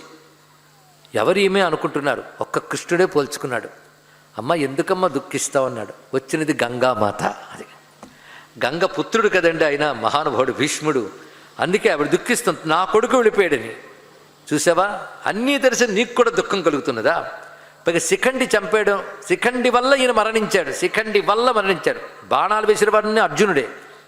శిఖండి అక్కడ నిలడం వల్ల ఈయన బాణాలు వేయలేదు, శిఖండిపై వేయలేదు. చాలామందికి తెలుస్తారు, ఏమనుకుంటారంటే ఆయన అర్జునుడితో యుద్ధం చేయలేదు, అర్జునుడు వేసాడు బాణాలు అన్యాయంగానే. అది శిఖండితో యుద్ధం చేయలేదు అంతే. అర్జునుడు బాణములు కొట్టాడు, శిఖండి వల్ల పోయాడు అంటే శిఖండి ఏమిటి, ఇంద్రుడు కూడా నీ కొడుకునేమీ చేయలేడు. అటువంటి మహానుభావుడు ఆయన. ఇక్కడ ఆయన్ని ఎవ్వరూ చంపలేరు. ఆయన వచ్చిన పని అయింది అనుకున్నాడు గనక శరీరం త్యజించి తన వసుస్వరూపంలోకి వెళ్ళిపోయాడు గనక ఆయన విషయంలో దుఃఖించవలసిన అవసరం లేదమ్మా అని చెప్పగానే గంగాదేవి కన్నీళ్లు తుడుచుకుంది. సహజంగా నువ్వు పవిత్రురాలివి, ఆయన్ని కని మరింత పవిత్రురాలివి అయ్యావన్నాడు. అంత గొప్ప మాడుతుడు, అంత పవిత్రుడు గంగాపుత్రుడైనటువంటి భీష్ముడు. దీనితో మొత్తం శాంతి అనుశాసన పర్వాలు రెండూ పూర్తయ్యాయి. భీష్ముని యొక్క చరిత్ర చెప్పుకున్నాం. అతి పవిత్రమైన భీష్ముడి పేరు చెప్తేనే ధన్యత వస్తుందండి. కృష్ణ భగవానుడు భారతానికి నాయకుడు. అందుకే భీష్ముడు చెప్పిన సర్వసారం ఏమిటంటే శ్రీకృష్ణ శరణం మమ, అంతే. కృష్ణుణ్ణి శరణు వేడుతూ ఆ నారాయణ్ణి ఆశ్రయించి ఉన్నటువంటి వారు ధన్యులవుతారు అని మహాభారతంలో అత్యంత ప్రధానమైన శాంతి అనుశాసన కలుల ఆధారంగా భీష్మాచార్యులు చేసిన బోధన చెప్పుకున్నాం. ఈ బోధను గుర్తు తెచ్చుకుంటే మొత్తం సనాతన ధర్మ సారమంతా ఇందులో ఉన్నది ఇక్కడ. అటువంటి సనాతన ధర్మంలో పుట్టినందుకు మనం గర్వించాలి, ఆనందించాలి. దీంట్లోనే బ్రతుకు ధన్యం చేసుకోవాలి. అటువంటి భీష్మాచార్యునికి వేదవ్యాసుడికి నమస్కరిస్తూ ఈసారి కృష్ణలీల మనందరం చూసాం. పడుతున్న వర్షాన్ని ఏ సుదర్శన చక్రంతో ఆపాడో మహానుభావుడు. స్వామి అనుగ్రహం. ఎందుకంటే భారతం జరిగితే వాన పడి తీరుతుందండి. ఏ అంశం చెప్పినా అది మా అనుభవం. ఏ శాంతి ఇవ్వడం కోసమో ఈ శాంతి పర్వం మనం చెప్పుకున్నాం. ఒక్కటే భారతం మహిమ ఫలశ్రుతి చెప్తూ వ్యాసుడు చెప్పిన మాట ఏమిటంటే, భారతంలో ఏ భాగం మనం చెప్పుకున్న జీవులు పవిత్రులైపోతారు, ఆ ప్రాంతములు పవిత్రమైపోతాయి, కరువు కాటకాలు ఉండవు. అలాంటి ఒక యజ్ఞం చేసుకున్నాం మనం 6 రోజుల పాటు. ఇక్కడ 5 రోజులు అనేది 6 రోజులు చేశారు కృష్ణ పరమాత్మ. నిన్ననే ముగించేస్తుంటే వర్షబాధ లేదు కదా అని నేను అనుకున్నాను. కానీ ఆయన ఏ బాధ లేదు, పూర్తవుతుందన్నాడు. ఎందుకంటే ఇది యజ్ఞ దీక్షగా చెప్పడం జరిగింది. చెప్పడమే కాదు, అలా నిర్వహించారు నిర్వాహకులు కూడా. నేను ఇక్కడికి రావాలి, ప్రవచనం చెప్పాలని కోరుకున్నది మాత్రం రాణిపేట వాస్తవ్యులండి. ఎప్పుడూ కూడాను బాగా డేట్స్ ఇవ్వరా అని అడుగుతారు. ఎక్కడున్న రాజమండ్రిలో, విశాఖపట్నంలో ఎక్కడున్నా అక్కడికి వచ్చి మరీ అడుగుతారు మా చిరంజీవి. వారి నాన్నగారు గాంధీ గారు అలాగ తన మిత్రులతో కలిసి వచ్చి అడిగేవారు. వారు ఉన్నప్పుడు నేను ఇక్కడ ఇచ్చాను. తర్వాత వాళ్ళు వెళ్ళిపోయిన తండ్రి యొక్క హృదయాన్ని తీసుకుని పుత్రులిద్దరూ, అటు చిరంజీవి మధు ఉభయులు కూడా మీరు మా ఊరు రావాలి చెప్పాలి అని మీ ఊరు అందరి తరపున అడుగుతున్నారు. అంటే మీరు అడుగుతుంటే వాళ్ళు గొంతిచ్చారు తప్ప అది మీ కోరిక, మీ అందరి కోరిక. అలాగే మా నాన్నగారు శిష్యులు ఇక్కడ చాలామంది ఉన్నారు. మా నాన్నగారిని గురువుగా దైవంగా భావించే మా లక్ష్మీనారాయణ గారు, విశ్వనాథం గారు ఇత్యాదులు చాలామంది ఉన్నారు. ఇంతమంది తరపున వారు వచ్చి అడుగుతూ ఉంటే ఇక్కడ ఈ కార్యక్రమాన్ని నిర్వహించడానికి వాళ్ళు పూనుకున్నారు. వారికి సహకరించిన వారు అందరూ ఉన్నారు. ముఖ్యంగా ఈ స్కూల్ని నిర్వహిస్తూ ఉన్నటువంటి సూర్య గారు, వారిని ప్రత్యేకంగా నేను అభినందిస్తున్నాను. కృష్ణానుగ్రహం వారికి లభించుగాక. ఈ పాఠశాల కూడా మరింత అభివృద్ధి చెందుగాక. ఆయనకి చేదోడు వాదోడుగా ఉన్నటువంటి పరివారం చాలామంది ఉన్నారు. ఇవాళ వాళ్ళని పరిచయం చేశారు కూడా కొంతమందిని. శివ అని, వెంకటరమణని ఇత్యాదులు చాలామంది ఉన్నారు. వాళ్ళందరినీ కూడాను కృష్ణ పరమాత్మ అనుగ్రహిస్తూ ఈ సనాతన ధర్మాన్ని వాళ్ళు పాటింపజేస్తూ వర్ధిల్లాన్ని కోరుకుంటూ, ఇంత వానలో కూడా ఇంతమంది వచ్చి కూర్చున్నారు వివిధ ప్రాంతాల నుంచి అంటే మీకున్న శ్రద్ధాభక్తులకి ముందు నమస్కారం. మీ హృదయంలో ఉన్న కృష్ణ పరమాత్మకు నమస్కారం. ఇంత శ్రద్ధగా, ఇంత రాత్రైనా, ఇంత వానపడి వెలిసినా ఏ చికాకు పడకుండా, వాచీలు చూసుకోకుండా కూడా శ్రద్ధగా విన్నారే. ఈ శ్రద్ధ కోసం ఎంతైనా చెప్పవచ్చండి. ఏమైనా కృష్ణ పరమాత్మ గురించి నోరారా కీర్తించుకునే భాగ్యం నాకు కలిగించినందుకు నారాయణుడికి నమస్కారం చేసుకుంటూ మీ అందరికి అభినందనలు అర్పిస్తూ స్వస్తి. ఒక్కసారి కృష్ణ పరమాత్మకి జయ జయధ్వానాలు పలకాలి. శ్రీకృష్ణ పరమాత్మకి, శ్రీకృష్ణ పరమాత్మకి, వాసుదేవ నారాయణ విష్ణు స్వరూప శ్రీకృష్ణ పరమాత్మకి. నమః పార్వతీపతయే. హర హర మహాదేవ హర.